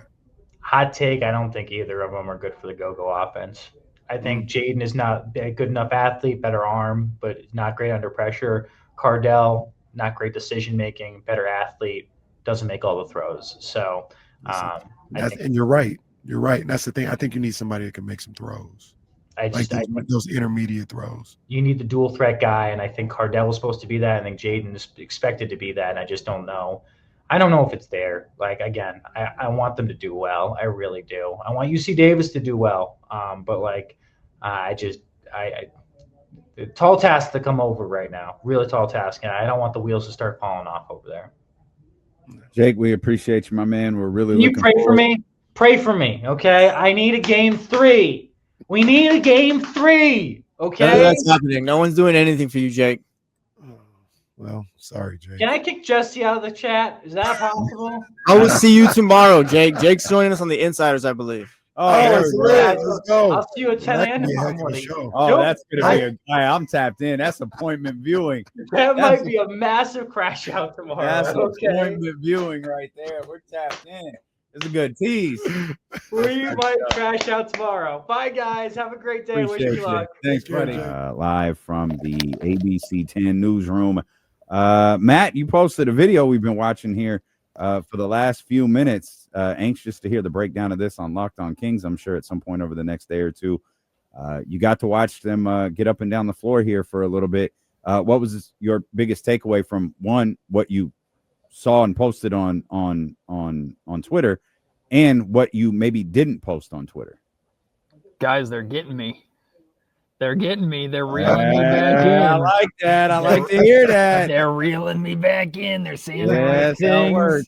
They're showing the right things. No, it was fun to watch some 5-on-5, and we've heard so much about the competition. And one of the big, I had a million questions going into training camp, but one of my biggest questions was, what does Doug Christie's team look like? Like, what is not Doug Christie taking over midseason with a staff that's not his? What does summer and meticulous planning, as we know, Doug meticulously plans for anything and everything. If you never saw him plan for a radio show or plan for the broadcast that he did, I mean, he is meticulous as it gets with his planning. I heard you guys earlier in the week talking about when he would have the scout, when he's on Mike Brown's staff, meticulous. So this man had an entire summer to put this training camp together. And it was like, okay, what is it going to look like? And whether it's 94 feet, that might as well be on a T-shirt at this point, that every single one of those guys are wearing, or like just competing, getting after it defensively, talking, chirping, like all of this. We're seeing it on full display. We are seeing Doug Christie on full display in this training camp. Now, it's 3 days in, and they're not really facing adversity other than that which they create, right? So I don't even think we'll get like a real taste of adversity when the Toronto Raptors come into town in less than a week, by the way. We'll be watching Kings basketball in the Golden One Center in less than a week. So like, what is that cliche? Like, you have a plan till you get punched in the mouth. We'll see how this team reacts when they get punched in the mouth. But if in Doug Christie's way, the Kings want to be the ones doing the punching, not waiting to get hit. So like, to see the 5-on-5 today, to see the energy, the intensity, I'll be honest with you, a lot of shots weren't falling. And I think that was because legs were tired. There was a play where Dennis Schroeder got the offensive rebound and he walked the ball up the floor. And I'm thinking, if this was the first quarter, Doug Christie would probably be screaming at him. But we're in there the last 5 minutes. Who knows how long these guys have been playing? And Dennis looked tired. Everybody looked tired, but they were still getting after it. We saw Dennis and Malik going at each other, like chirping at each other. There was a possession where we talked about, how does Doug Christie get the buy-in defensively from the guys who aren't known for defense? And it's Zach LaVine, who had a steal, by the way, went for a transition layup and got blocked by Daquan Plowden, who made a fantastic play. But Zach LaVine got a steal playing the passing lane. Malik Monk at one point was guarding DeMar DeRozan. DeMar got the ball on his favorite spot on the floor, back to the basket, that mid-range, and Malik pokes the ball away from him. And doesn't create a turnover, but it just disrupts him. And the Kings have to go somewhere else. That unit had to go somewhere else. Like, we're seeing it. Now, again, it's just practice, but we're seeing it. And it's the same way I talk about what players do in like preseason or in summer league, right? Nick Clifford doing what he did in summer league. Everyone goes, oh, it's summer league. It's not real NBA competition. But if Nick Clifford had struggled in summer league, we'd be going, oh my God, Nick Clifford's not an NBA player. It's the same thing with this. We're seeing them do the right thing. Oh, but it's just training camp. Yeah, but if we weren't seeing them doing this in training camp, we'd be concerned. So I'm like I said, they're reeling me back in. I'm very impressed with Doug Christie and the, as Domantas Sabonis puts it, strict and professional training camp that he's running. Love it. Real quick, spell Daquan. D-A-U. Nope. Nope. Go ahead. Not even close. Well, see, now I forgot the original because I'm just focused on the QWON. So I forgot the first. I forgot the first one. D-A-E. D-A-E. Yeah. D-A-E. Yeah. Okay. Sorry. Touch on that a little bit, Matt, because I was listening to Locked On and you talked about that, but Sabonis and his evaluation of what this training camp has been so far about, I would say, strict and professional, huh? Yeah, Domas played it safe because I think Jason Anderson yesterday asked him a follow-up to that.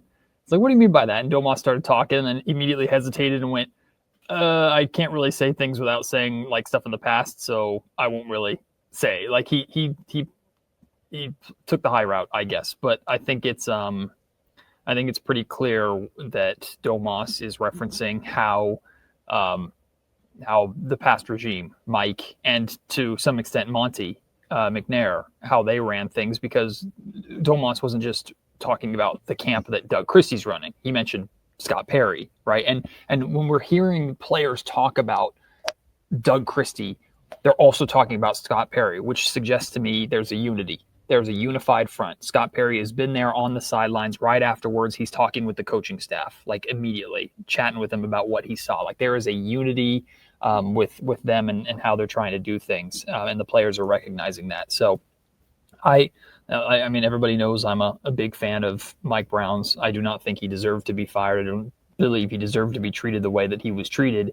But things obviously didn't work in a lot of ways of what Mike tried to do, especially starting in training camp of last season. There was some obvious disconnect. And the best I can say is, as of now, there doesn't seem to be any sort of that disconnect. Everybody seems to be on the same page with what's expected of them. Doug Christie has made it very clear what the non-negotiables are. This is who we are going to be. We are not fluctuating on that. But at the same time, I asked Doug yesterday, like, what the favorite topic when I worked with Doug to hear him talk about was how he and his team interacted with Rick Adelman.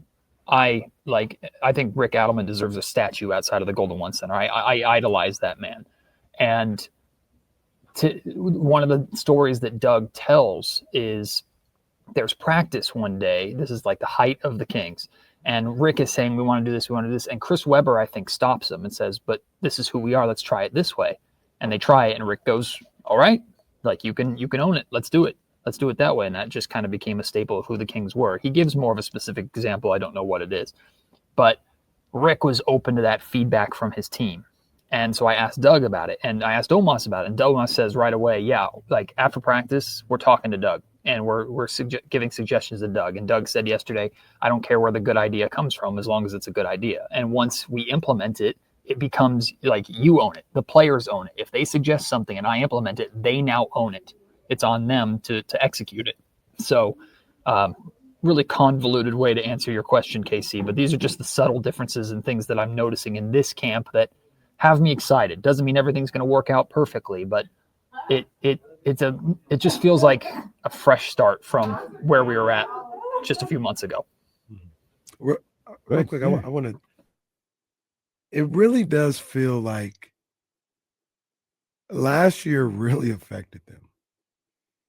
There are a lot of references and kind of like even Doma saying like I don't want to say anything because I'm gonna keep saying stuff about last year, but last year really affected these guys.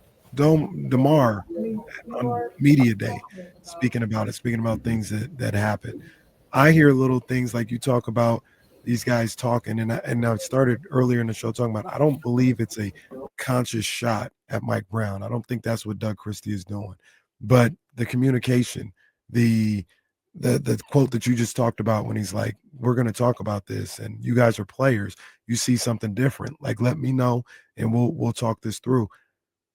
I take it that last year is fresh on their brain and they are trying to do everything they can to move that memory out of this year and that energy out of this year.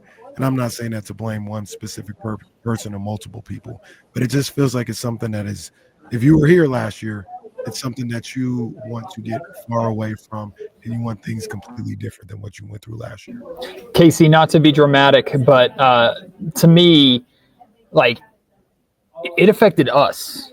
It affected this show. It affected media members. It was such a chaotic, I call it junior high school environment. Like it was just drama filled. It was unnecessary. And it affected my relationship with De'Aaron Fox. It did. I mean, and Devin Carter. I mean, it was that kind of year. So it's impossible for it not to affect everybody. Now, I hope everybody has also looked in the mirror and done some reflection of, hey, I probably played a part in that to some extent. Everybody did. Everybody did. Well, okay. I was talking about the players, but definitely. Oh, my bad. My bad. Yeah. Stay off of Twitter. But to me, it's impossible for it not to affect everybody. And I think it got like to a point where everybody knew whether I was in the right, I was in the wrong. I knew everything. Like I was the problem or not. That cannot happen again. Like we cannot let that happen again. We cannot let it get to this point again. I think everybody was sick of it. And even if there are disagreements still in that locker room of how things were handled last year or how things should be handled now, diversity of vision, but unity of purpose is another one of the hot terms that Scott Perry has been using a lot. Like that seems to be another thing that the organization is really rallying behind. Is we might disagree with things, but we're going to be unified in this idea that we're going to be a better basketball team than everybody thinks we're going to be. We have the talent to be effective, and we can all be unified against the people who don't think we're going to be very good. Like that's just the vibe, the energy that I get, and that's very much that's Doug Christie energy, right? That's just a Doug Christie like F everybody else. We're going to do our thing. So last year can't happen again. I think everybody knows it. I'm glad it's being acknowledged as openly as it is, so that by Wednesday, when we tip off inside the Golden One Center of Kings Raptors, I don't want to have to reference last season other than, oh, that's something we saw them do last season, or that's something different from what they did last season on the basketball floor. At that point, put it to bed. I'm with it. How big of a believer are you in? How much were you analyzing those jerseys when you walked into practice today and saw those guys getting up and down the floor like that? Yeah, that's kind of a joke amongst us media members as we go in and immediately start looking at colors of jerseys and who's wearing what. And I did so yesterday. We were looking at the blue jerseys typically signify the end of the bench guys and the guys competing for spots and two-way guys. And like Maxime Reynaud was wearing a blue jersey yesterday. Devin Carter was wearing a blue jersey yesterday, along with like Isaac Jones and Daquan Plowden and those guys. Today, it was very much like starter versus perceived bench unit. So the starting five is as we expect. And then the bench unit when we first walked in was Malik Monk running the point.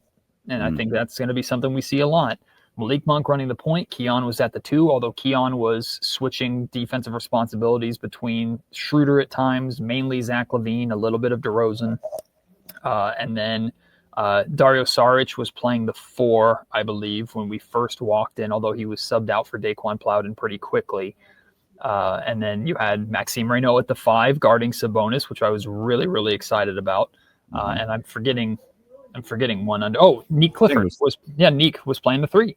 So you had the two rookies out there with the bench unit, and then Malik eventually subbed out and Devin Carter subbed in, and then Devin Carter was running the point for the Kings second unit. So when I asked Malik and talked to Malik after practice today, I asked him about like a major topic of conversation has been how the Kings are using Domantas Sabonis differently offensively this year. And to me, it's not that different. It might be different from last year, but they're essentially using Domantas Sabonis the same way as they did Beam Team 1. Like they're using him out above the arc as a DHO guy and someone to run the offense with the space out there a little bit more. And Malik and Domas were very effective together doing that with their pick and roll game. And I asked Malik, like, how has he been different? Malik said, I've only been playing against him. I haven't gotten to play with him yet. But once I play with him, I'll tell you type thing. So it's very clear that these established units have been going at each other and they haven't really switched up and changed too much. But Malik being the backup point guard, at least with that leading that second unit, captaining that second unit, which was a very young second unit, I think spoke volumes. And I was very happy to see Neek and Maxime out there for the entire time. I want to ask you about Devin Carter, because we spoke about him a little bit earlier, and we both kind of agreed. I don't necessarily see a pathway for him to get meaningful minutes the way the roster is right now. But, man, it really feels like if there was one guy that could – one of the guys, because I think Keon could do it too. Dennis Schroeder's got a little bit of it in him too. But one of the guys that could really, like, implement exactly what Doug Christie is talking about from a guard position, it feels like Devin Carter could be one of those guys. Once again, I don't think today he's better than Malik Monk. He's better than Keon Ellis. So I don't see where the pathway is for him to get minutes to be able to show that. But from what you've been able to see so far in training camp, do you see him having that, taking on that mentality that Doug is trying to implement with the entire roster? Yeah, a good way to illustrate it, KC, is Doug shared with us, I think either on day one of training camp or on media day, he said that he wants to have a 10-man rotation. And the reason why he wants to have a 10-man rotation is because the way he's asking every single guy to play when they're on the floor is hard and exhausting. It's that 94 feet. It's all out effort all the time. So I need that 10th man because I need to give these guys some rest. And I think the best way to illustrate that right now is if there's a 10-man rotation, I couldn't tell you who all 10 guys are, but I can tell you who's 11. I think it's Devin Carter. And I think he's just right there to where if anything changes, he's going to be the first guy to get the call. He's going to be the first guy to get the opportunity, so he has to be ready, right? But if Malik Monk is who we expect Malik Monk to be as the 6th man and the leader and the veteran of that second unit, and he's playing on the defensive level or end at a level that we saw today consistently, doesn't mean he's going to not going to get beat or anything like that, because this is the NBA. Everybody can score, seems like, in the NBA. But Devin's going to have a hard time breaking in. But where Devin can embrace, like you're talking about, Doug Christie's identity is when Devin is on the floor, 94 feet, Devin Carter can stick to whoever he wants to. Like the ball hand, he should be a nuisance to everybody.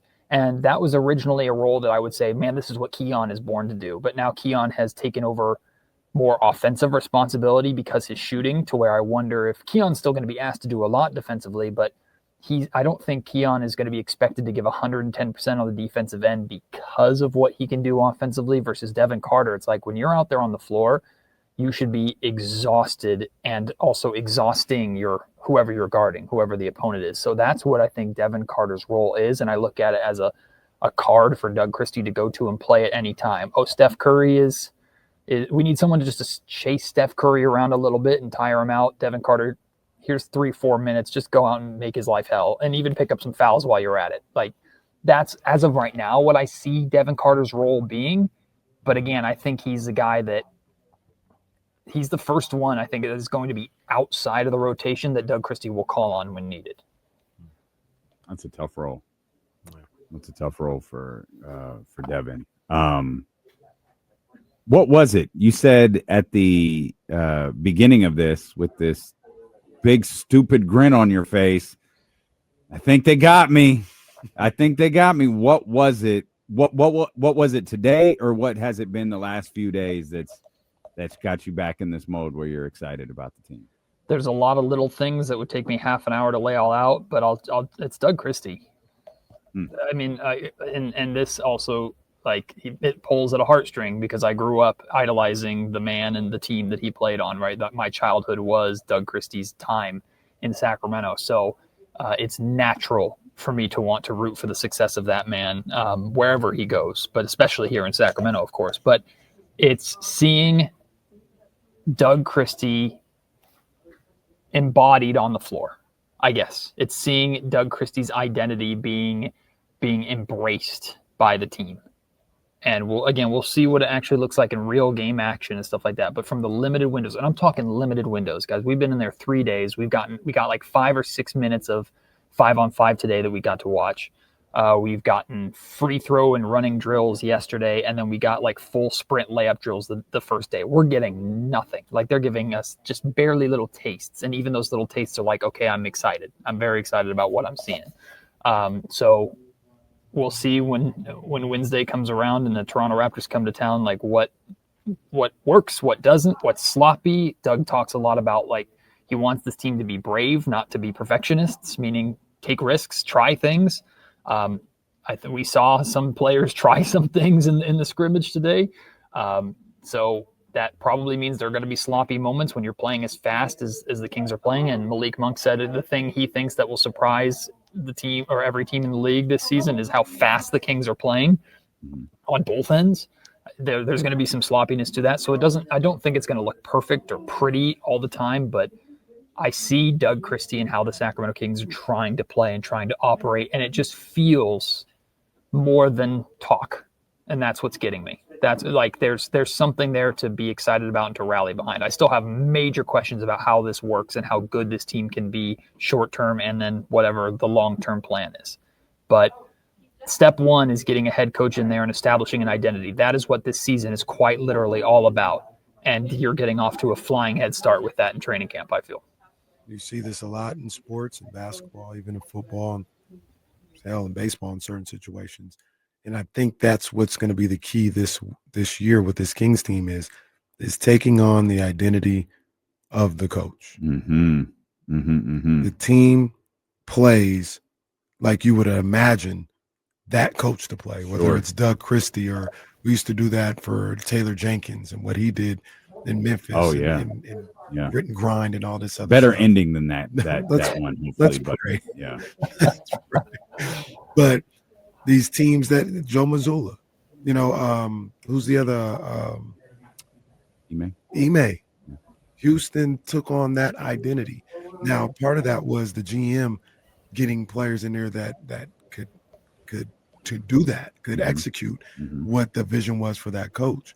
But that may be something that we're seeing here in Sacramento is this team taking on the identity of the head coach. Yeah. And I think that's what Doug is going to try to implement during this training camp. And again, let's be perfectly clear, too. There are still major question marks about how this is all going to work, and 3 days of training camp doesn't decide a season. But it's about getting off to a strong start.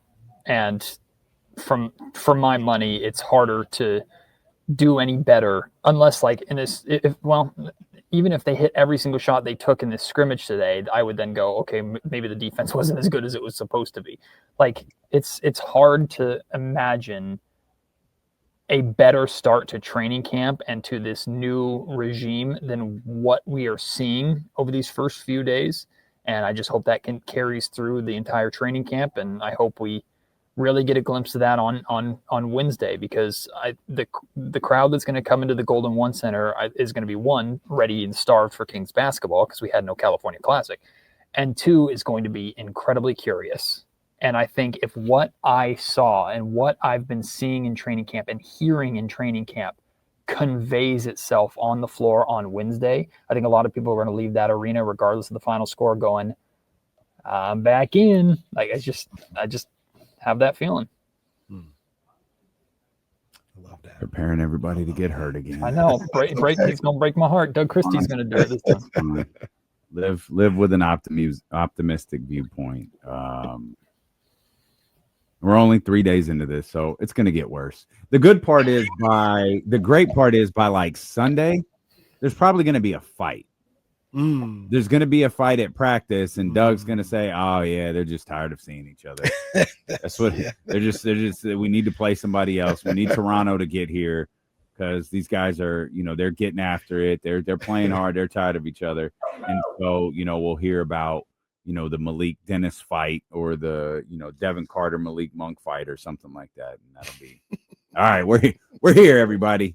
But I like what Doug's saying, though. He says, if you're not willing to go at your teammate, how the heck are you ever going to go at somebody else like that way? You have to, it starts here. Right. And to see, there was never any concern at all of things getting physical between Malik Monk and Dennis Schroeder today. Never, not even remotely close. But Schroeder fouled Monk, didn't agree with the call. Monk went right back at him and said, "You hit my arm," and they just jawed at each other. Like, there's that competitive fire, and that's while both of them are probably pretty exhausted because they've been scrimmaging for a while. So, again, it's just a glimpse of that competitive fire, and Doug Christie sitting there on the sideline nodding his head going, "This is what I want." So, I say fatigue makes cowards of us all. Fatigue makes us all cranky.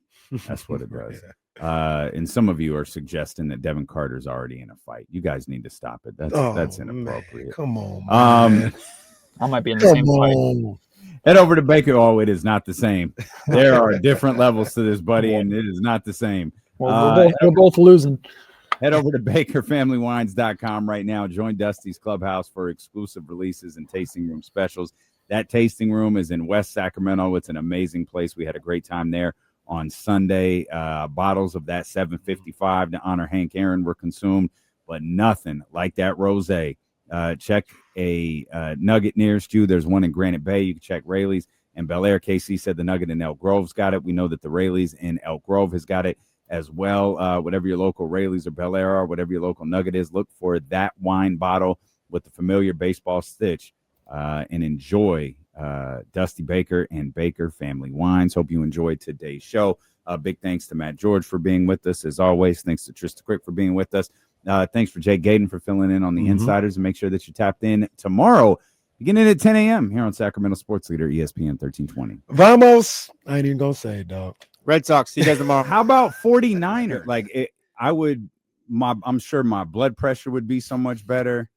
I might be better at this like stepdad thing if I just had the lack of urgency. He's he's probably dabbing people up right now. He's greeting people. He's saying hi. Like there's only 5 people in the office. Look, Gio even opening the door for him. Like, look at that, Gio. Oh, bro, the camera's not even on, man. There it is. Come on, bro. Like, what are you doing? Yeah, all right. Yeah, now you got Gio in on this ridiculousness. What is happening? Oh, we've seen him do these things to chairs before. It's inappropriate. Now you're Joe Brazil walking from camera to camera. Hey, don't come over here, dude. I don't want to be over here. Let's go. Oh, goodness. Let's go. Did you ever think you would hear this man yell, Mac Jones, stand up? Not after For those of you draft day. who have listened to this show for the last 5 years, did you ever think you would hear the phrase, Mac Jones, stand up? You used to talk about that man like he was Scotty Barnes. What's up, Mac? Wild. He's so happy right now. This is embarrassing. Let's go, Mac. He's so happy. Woo. No chair is safe. Oh, God, that's the second time you've done that to that chair, too. That chair. Lord. I don't even want to sit in that chair anymore. Man, yeah. Yeah, well. No, we know. Hey, we know. It's our chair. Hey, these chairs around here are going to start a Me Too movement if you don't knock it off. That's right. Come on, man. You're going to find them rolling away on their own. God. Marching out there the way KC acts. Let's go, baby. Let's go. Wow. Come on, man. Hey, and I'll say this. As ridiculous as you walking around, getting your snacks and your water, getting Gio involved in your shenanigans. Gio's just trying to work right now. Poor Gio got to go out to Aftershock with, 15,000 people out there in the mud. Oh, man. Yeah, I'll say you deserve it. Yeah. No. Don't say thank you. I'm not talking to you. No. Thank you. What are you doing? What are you doing? No. That game was fantastic. Woo. That game was absolutely incredible. Absolutely. I text Kyle in the early second quarter. I said that was the best 16 plus minutes of coaching I have seen in a long time. Shanahan and Saleh in the first quarter, the first 2 drives by the 49ers, the drive where they dialed up the blitz and got to Stafford, some of the best coaching. At that point, I was like, okay, moral victory time. They did something. I did not think that they would even be in this game at all. If they lose, they lose. But my goodness, what a start to a game. And then to have them hold on was just incredible. Kyle was in his bag, bro. Kyle was in, and Kyle Shanahan. We got so many game balls we got to give out today. Yeah. So many game balls today. I got to start with Kyle. First of all, okay, I'm going to need you to slow down. We've got 4 hours. You're going to have to pay. If you want to do 4 hours, if you want to in 10 minutes if you want to right do a 4-hour victory lap, you can. But you're going to have to slow down. Your excitement is going to blow this entire show up by 12:11. Look, we get a game ball every hour. There's so many. Right. The game There's ball so every many. hour. That's fine. You're not wrong. Kyle Shanahan, bro. Hey, yeah. This guy. We talk about it. Those were the 2 best coaches in the league last night. You throw Andy Reid up there, but those guys are just incredible. What's one of the things that we've talked about since we started the show with the 49ers with Kyle Shanahan? I want to see them always have a chance as long as he's on the sideline. I reference Mike Tomlin, right? Like the Steelers, like it don't matter who's on the roster, no matter what turmoil has been going on or whatever, Mike Tomlin is there. So they always got a shot. They end up being 500 or better every single year. In large part, I believe, because of Mike Tomlin. And I said, I want to see that for Kyle Shanahan. And I felt that way a little bit after the 2020 season with all the injuries and all this other stuff. And then they go win a couple of times. Last year, obviously, they were under 500. But this season, Kyle Shanahan has been in his bag, in his play calling bag, in his motivational bag, in his preparation bag, his strategy bag. Like he has been phenomenal. And last night was just another example of that. I was asking James earlier, is he front runner for Coach of the Year right now? That was kind of escaped him. I feel like we gave up on him getting that, but is this year finally the year maybe he finally lands that? No, because the Baltimore Colts exist. Damn it, James. Oh, Damn man. He's just minding his business. No, the Colts are right there. But you're right. Like if the Colts, we've seen this. They're doing it with their a coach that a team that we didn't expect to do something. Yeah, go like 8-8, and all of a sudden Brian Daboll is the coach of the year. Well, that's why I asked, because like we bring up because the you Colts. expected them to go 1-15. Yeah, because you bring up the Colts, and it's like new quarterback, but they are doing it with their starter. Like Shanahan right now is doing it with his backup as well. I will say this. I'm not missing a beat either. I will say this about that question. This feels like the first time we've actually heard his name mentioned by the media and by people. Like, I know they talked about a little bit on the post game, some of the morning shows and stuff like that. Like, no, Kyle Shanahan. That it feels like this is the first time in his tenure we've heard, no, Kyle Shanahan's the front runner for coach of the year. So maybe it just took him playing with the zombie 49ers to get the respect, but he's at the very least getting mentioned. He didn't even get mentioned in 2023. That was the year when they went to the Super Bowl, right? Yeah, 2023. He didn't even get no mention that year. Yeah, all year long. So yeah. Well, I think last night you walk into a game and you just look at the sheer volume of injuries and like nothing. They look like they had absolutely no chance at all. And then that second drive which was like 14 plays or whatever, they just systematically destroyed a great defense. I thought Mac Jones first drive was pretty damn impressive too. It was, but then the second one, you took control. It was like, oh, look at that. They're not giving the ball back. You're going to have to stop them tonight. And I thought that was like so incredibly impressive. But Mac Jones, he got hit so many times. He got hit at 10 quarterback hits, and he delivered so many passes while getting ran over. I was so impressed by Mac Jones. And I think the question is going to be, it's not about a quarterback controversy. It's going to be whether he's ready to take over a starting job next year for someone else and whether 49ers will be able to trade him. No, he ain't going nowhere. But that's where I'm kind of at too. No, he ain't going nowhere. He's on a contract for 2 years. He's going to be a 49er for 2 years. We're not trading him. Mac, buy home. Buy home. Buy home. You ain't going Someone throws you a second round pick, though. No, we'll deal with that. We'll deal with that in another trade. It ain't going to be Mac Jones. Because number one, Brock Purdy, who is the starter, who is franchise, we don't know if he can stay healthy. We don't know if he can play 17, 18 games, stay healthy for 17, 18 games. You need somebody that you trust and believe in Mac Jones. And if you believe the Adam Schefters, the Chris Sims, the TCs, all this other stuff, this might be the one guy. You just put TC, Adam Schefter. yeah, we're just happy right now. I mean, you guys saw my tweet last night, right? Like, TC, don't call in. Like, you kidding? That TC, you calling D-Lo? My DMs are different. Everybody's waiting to hear from TC today. He can come on and talk on your show. He's not coming on. Drew Down tries to put you on hold. He tries to predict what TC is going to say down to the bros and the check it outs and the D-Lo Casey. Oh yeah. They eagerly waiting for TC to call. Yeah, man. But I do want to say one thing about what you just said. Brock did play 15 games last year. I think he played 16 the year before. So what's happening right now? Obviously, he got injured against the Eagles. That you wear it. It is what it is. But I don't think we're at the point of. At least I'm not. You may be different. I'm not at the point of being concerned about Brock Purdy's durability. It feels different right now because he's not a minimum wage quarterback anymore.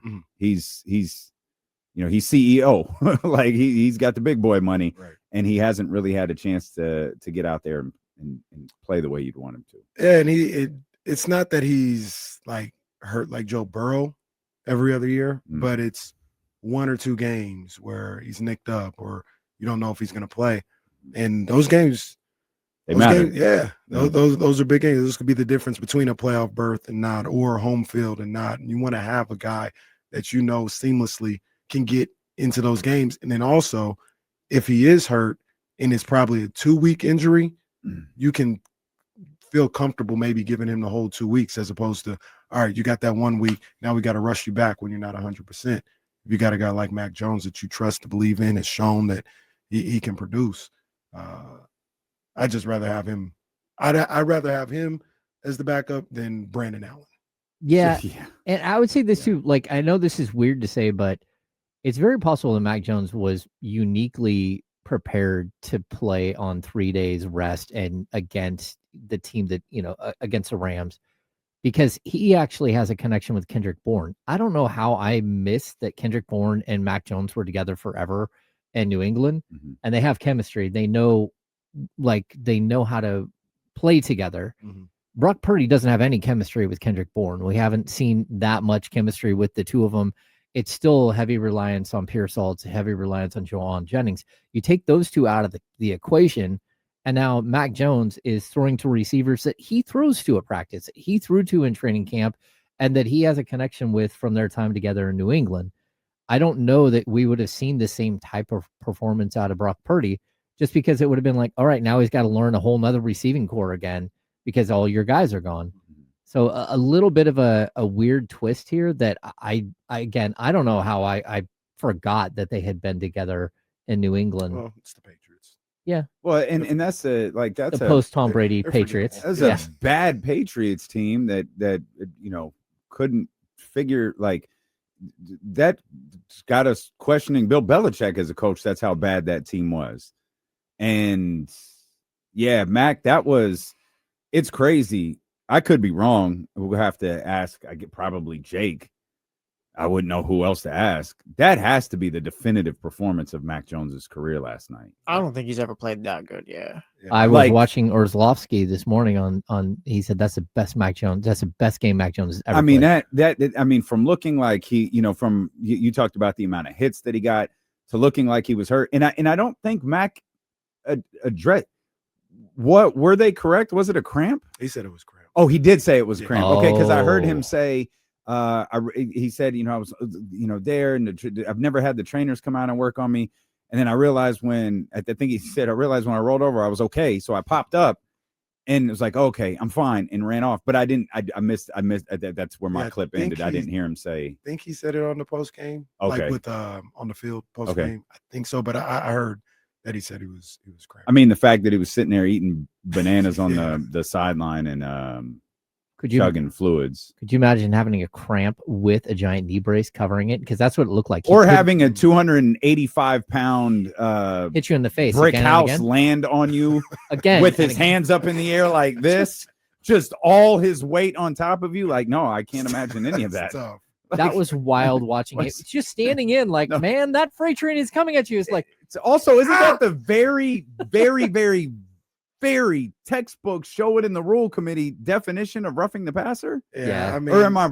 No, you're right. And look, I'm not trying to go Cheryl Reeve here, but there were some questionable things going on. Oh, last night was bad. There were some last night was things, man. so bad. They were seeing things that they weren't seeing. They were calling some things here and there. The illegal hands to the face on Michael Williams. Bro, what? He had that man right here, and Herb Street was like, I don't see it. I don't think I agree with that one. I don't see They it. called a PI. Meanwhile, Al Michaels, yeah, he's got his hands in his face. Al Michael didn't know he was calling Rams Niners got yesterday. his hand in his face, and there's a 8.5 point spread here. What is happening? Thanks, Al. We Hey, didn't look, know. there's a bird. There's a bird up there. There's a fumble. No, whose ball is it? And I don't know, Kirk. They're moving the ball up to the 40. Al, the game is over. I don't know what's going on. The game is over, Al. Wait, that's not Jeff Garcia. What's going on here? So bad. Maybe the single worst announcing performance of all time. So bad. So bad. In fact, just tag me in when you're ready. All right, let's go. So now that fumble at the goal line, protect the ball or whatever. I get that. You got to hold it with two. You're right there at the goal line. But man, Alfred Collins, what a play. What a play. Sometimes people make plays. It's not just that man in the jaw. He got him first. He got him first. He got the Tyson joint. He got him first. Man. But sometimes people are like, oh, Kyron, how do you do this? Sometimes the other team just made a play. And Alfred Collins was falling to the ground after turning around and noticed, oh, that's where he's at. Took a swipe at the ball, made a play, recovered it as well. I tried to lay out a way for us to start this show discussing, but in the end, it doesn't matter. Let's just talk. You and Hammer, you guys brought up Kyle Shanahan, how great Kyle Shanahan was yesterday. I said, man, what an absolutely fascinating dichotomy in when you got Kyle Shanahan after that incredible defensive play you've got 99.75 yards to go. You have you're trapped in a well and you have like a pinpoke of air worth of space. And it's like, okay, they've got to get away from the goal line. They're going to be conservative, all of these different things. And it's like, yep, there's the run play. Get a little space. There's the run play. They go the third run play, which I actually go back. I feel like that might have been a little bit more on Christian McCaffrey than anything else, because I feel like he had a smidge bit of space, but he ran into the back of I don't remember if it was Trent Williams or who it was. Yeah, it's probably Trent. And a pretty significant, because I did something I don't do very often. I was like, let me see how people responded to this. And I wanted to see, but particularly I wanted to see Kyle Madsen, Bonte, Cam Inman, to get Chris Biederman, who will be with us later. I wanted to see how what do they think in this exact moment when they're putting the Rams in position to either win or tie this game. You couldn't call it a guaranteed tie because you just had a blocked PAT a few minutes ago, but there was an overwhelming playing not to lose sentiment, right? There was an overwhelming, Kyle was really conservative, perhaps too conservative. Could you, you probably would have, the ball would have been in the same place had you not picked up the first down if you had thrown on third down rather than run that play to Christian McCaffrey.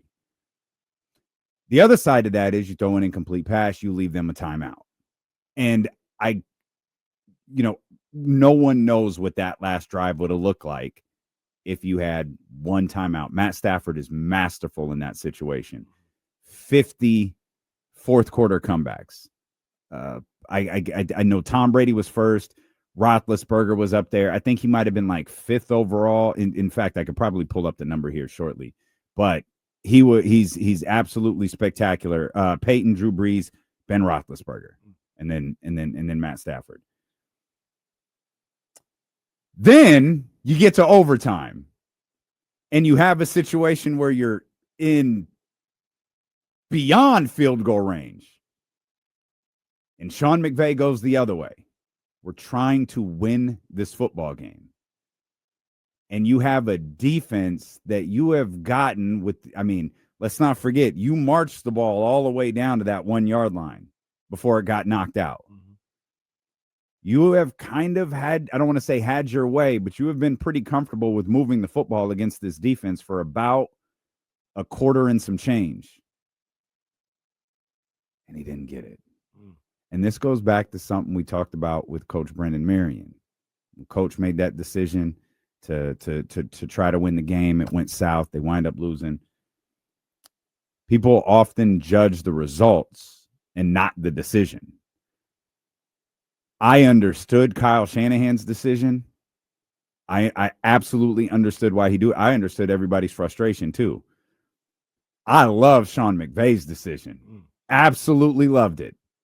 And I also understand why everybody was frustrated with that. But it's the constant, second guessing of everything. It's the Monday morning quarterback, in this case, I guess Friday morning quarterback. Yeah. But you had the absolute two best coaches in the league going in completely different directions in the moments where it came to winning that game. 100%. And respect both of them for it. And I agreed with. Real quick. Sorry. So sorry. You're good. Kyle Shanahan told reporters just now that George Kittle, who has been IR due to the hamstring injury, is more likely to return in week 7 versus Atlanta than next week in week 6 versus Tampa. He said a return for next Sunday is considered a long shot. Obviously not ruled out, but considered a long shot. That's Kyle Shanahan. I'm with that. Sorry. I'm with that 100%. Like, you got the hamstring situation. You're 4-1. Not that you can take games off, but you might have bought yourself another week with George Kittle with 4-1 the way you are. Give him the extra week. Give him the extra week. Let him don't have to worry about traveling and getting ready, because that game being in Tampa Bay, he can get ready and get the final practice and treatment that he needs right there at home. Play that home game against Atlanta on Sunday Night Football. I think that's fine. That makes perfect sense.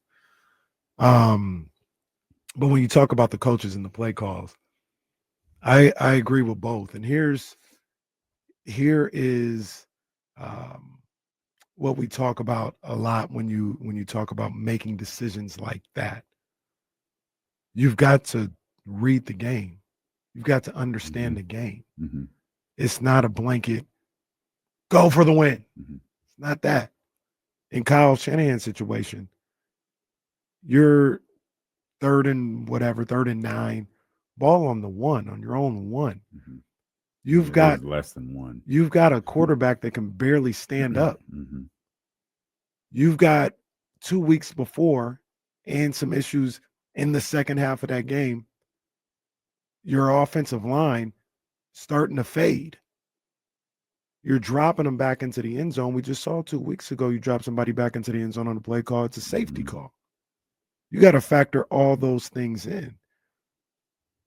I would have done exactly what Kyle did in that situation.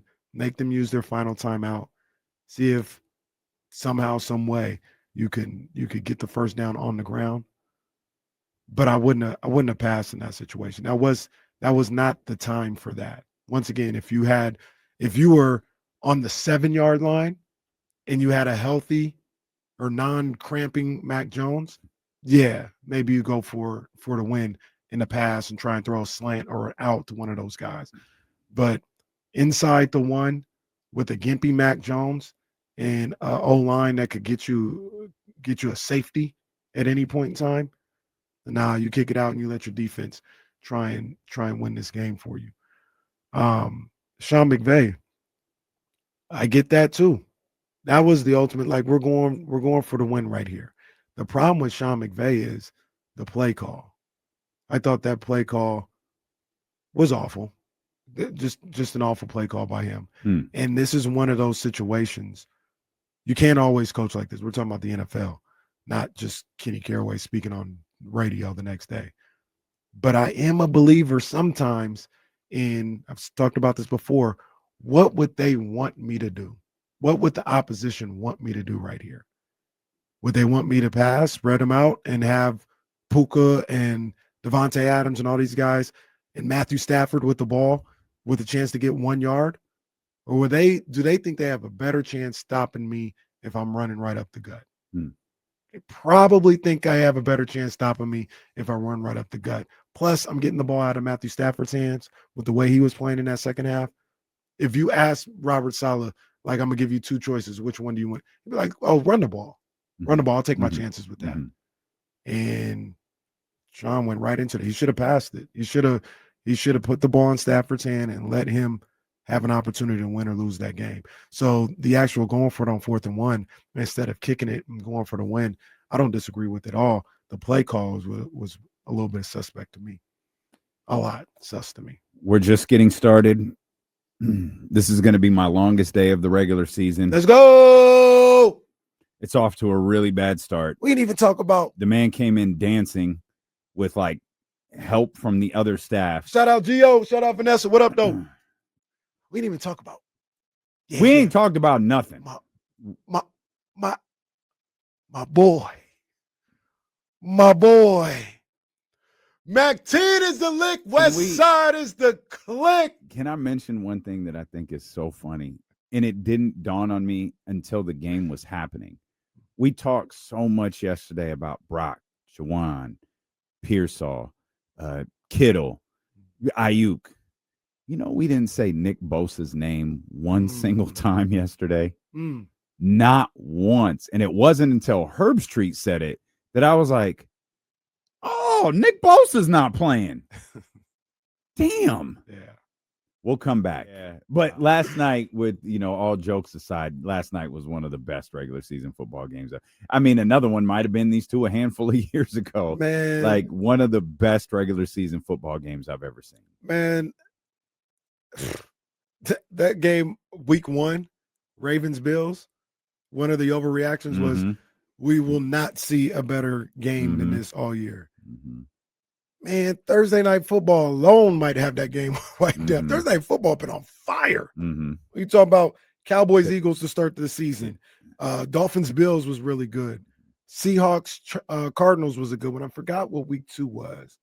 Oh, that wasn't a good one. That was Packers Commanders. But now you got this one.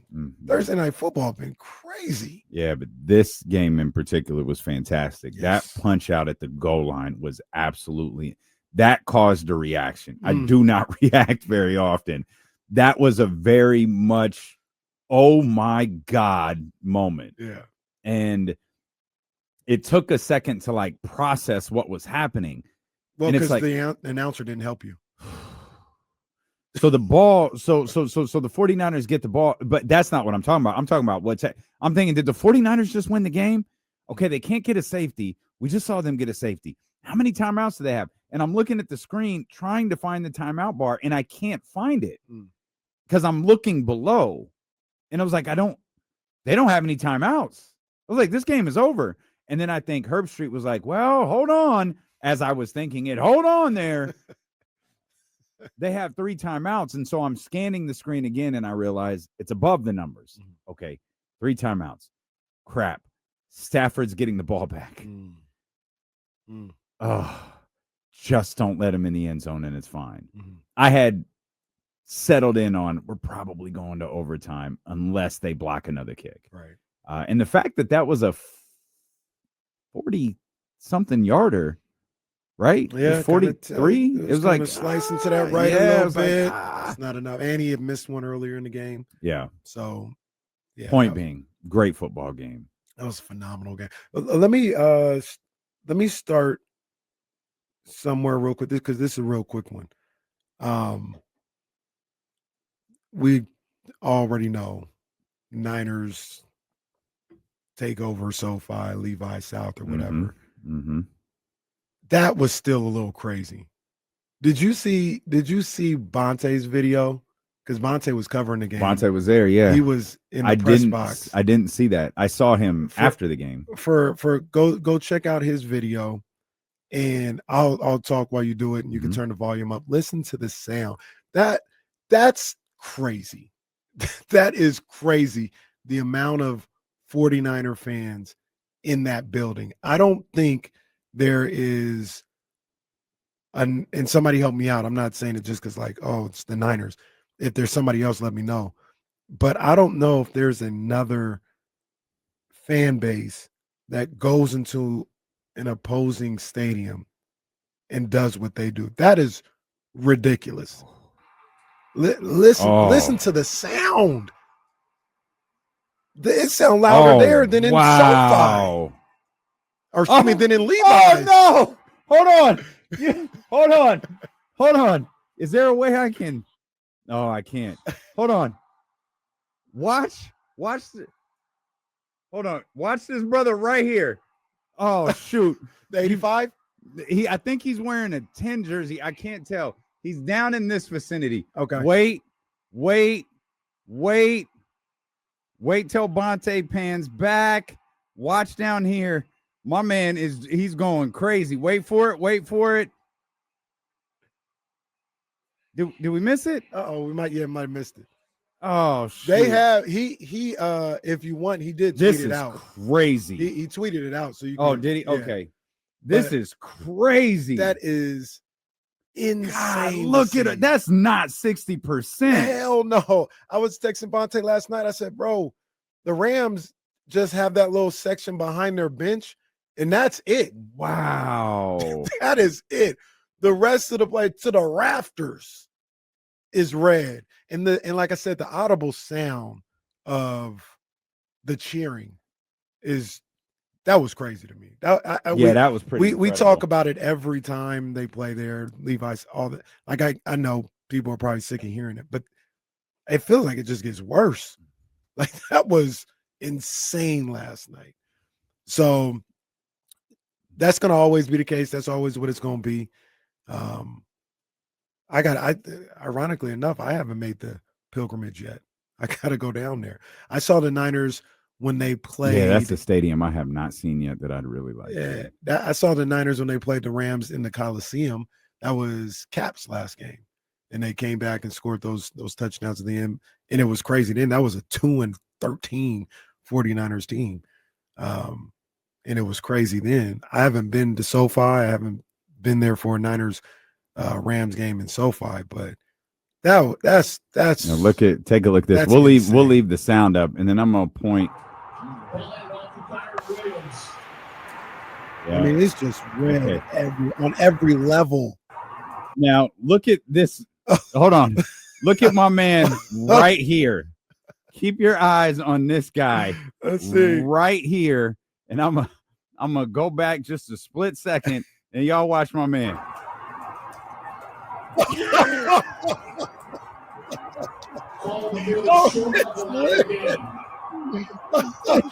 was going crazy in SoFi. Hey, my man. Hey. Come to think about it. Well, no, I didn't. I was just gonna let it play. I didn't know that it might. Yeah. Might be? Is that a woman? It might be. Hold up. I was gonna let it. I think that's the woman. Oh, let's go let it. Oh, sports are so funny, man. Wow. Man. Look when he goes up into the rafters. He goes to the rafters, up to the ceiling. How much? Come on, man. That is crazy. God, what an amazing stadium. So I don't know how much it was. 70,000. It had to be 45,000 49er fans. That. Crazy. So shout out to them, man. Like I said, I gotta make the trip to SoFi. That's one of my new favorite videos. That should be a GIF. Oh my God. That was one of my favorite videos. Sacktown Tony. She didn't even need a chair. She ain't doing it right. Get you a chair. So shout out to that. That was just insane to see. Shout out to my guy Bonte Hill. Yeah. But Mac Jones, I want to start this off by saying we've talked about that draft and that moment and leading up to that moment before. And I've always said, and I maintain, I said, and you can check the test, I said, Mac's going to be in the league for 10 years. Mm-hmm. He is an NFL quarterback. He's going to be in the league for 10 years. I wouldn't move up to go get him at number 3. I would have even drafted him at 12, 13, wherever they were at. I would have done that, but I ain't moving up to go get Mac Jones. Mm-hmm. And I said he's going to be in the league for 10 years. He's going to be an NFL backup who makes a good living. Mm-hmm. I apologize to Mac Jones. Mm-hmm. I undersold you. You are more than an NFL backup.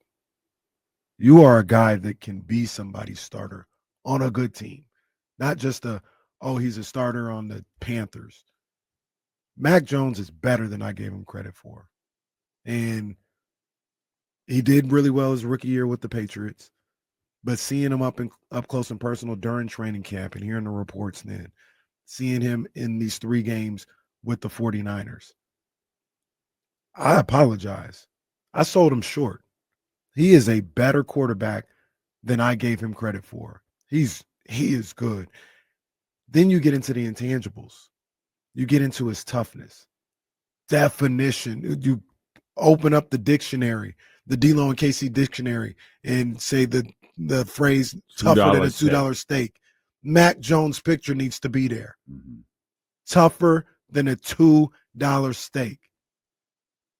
And then you get into, when you watch his interaction with his teammates and the things that he does, it's only been 6 months max. They love Mac Jones. Mm-hmm. They love him. You hear his answers on the podium. You see after Kendrick Bourne drops a ball on 3rd down that could have get the drive going and got them in a situation where they could have went up 3 scores. He immediately goes up to Kendrick and says, I'm coming right back. Don't trip. Don't trip. I got you. The way I know it's the quarterback. They do this with every quarterback. But when he's down, they pick him up. They make sure they love Mac Jones. And that goes into how he is as a teammate. And I can imagine it was the same way at Alabama. And I just didn't watch enough Alabama or pay enough attention to him at Alabama to understand that that's who he is as a teammate. So can I tell you one thing I love about Mac Jones? One of the many things I think I love about Mac Jones is I think he loves Brock Purdy. His post-game comments yesterday about Brock's the starter, I just don't want to lose games for him. When we talked about that,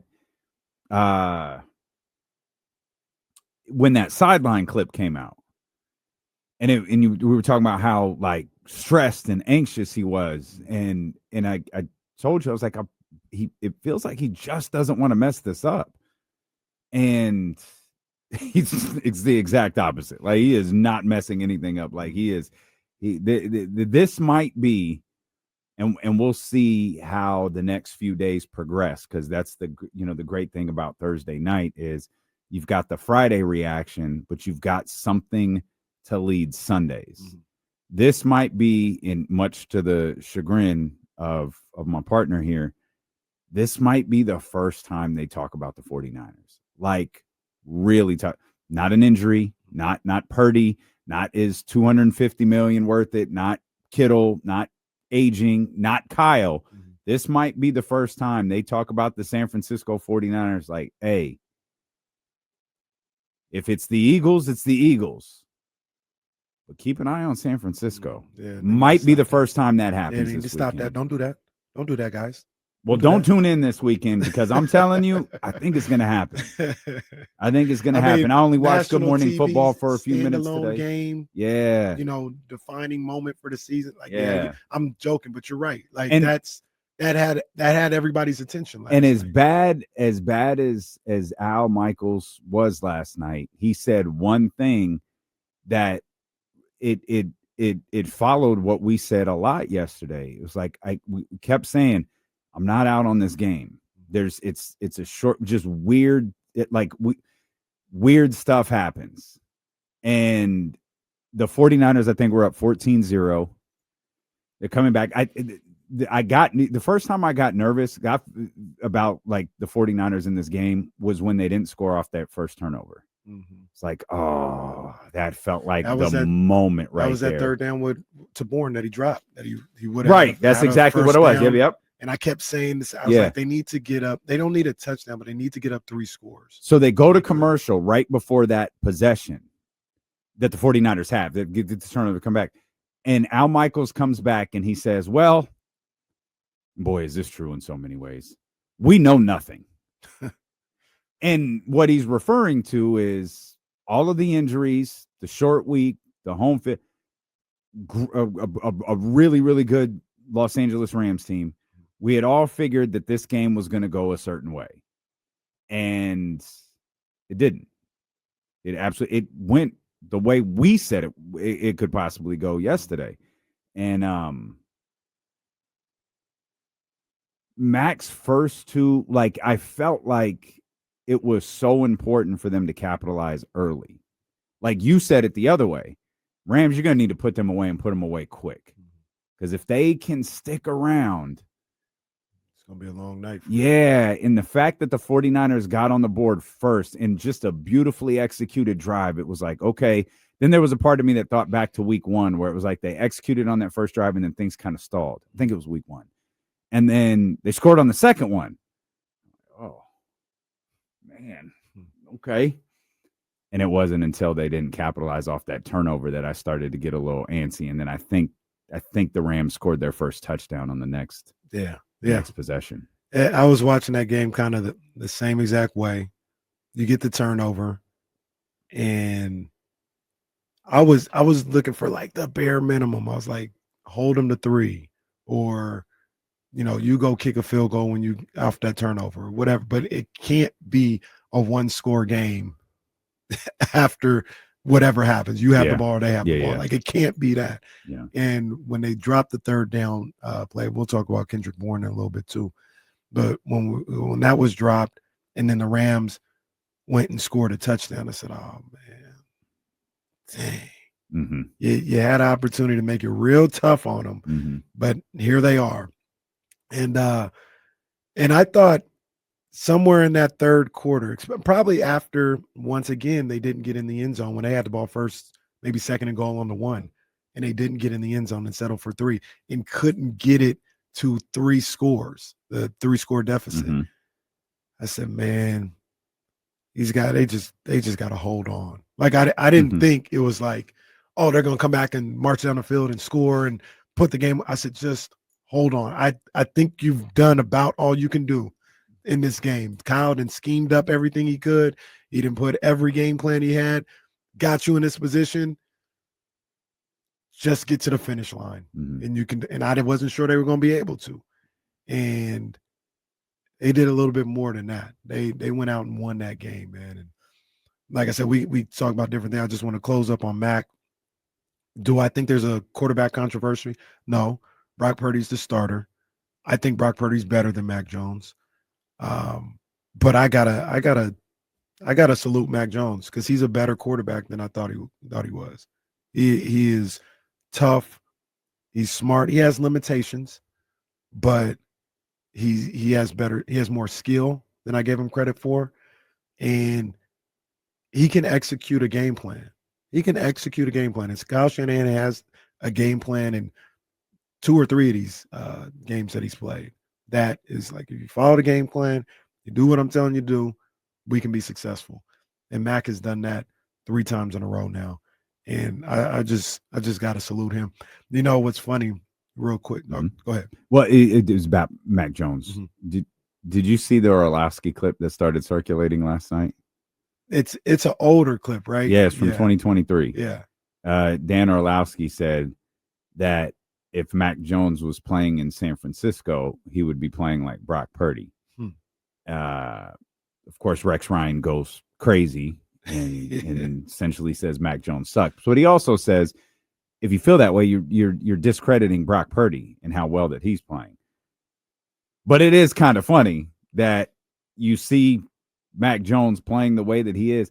Again, it's a credit to Mac Jones. It's a bit of a slap at the New England Patriots. But it is to me, it's just another, and I don't know when, I don't know when he'll get his, not that he's not thought of really highly. It's just Kyle Shanahan is just so damn good as a head coach. So he's so good as an offensive play caller. Yeah. I mean, he's good as a head coach, period, but he's just an incredible offensive play caller. No, he really is. And we talked about it going into the Saints game.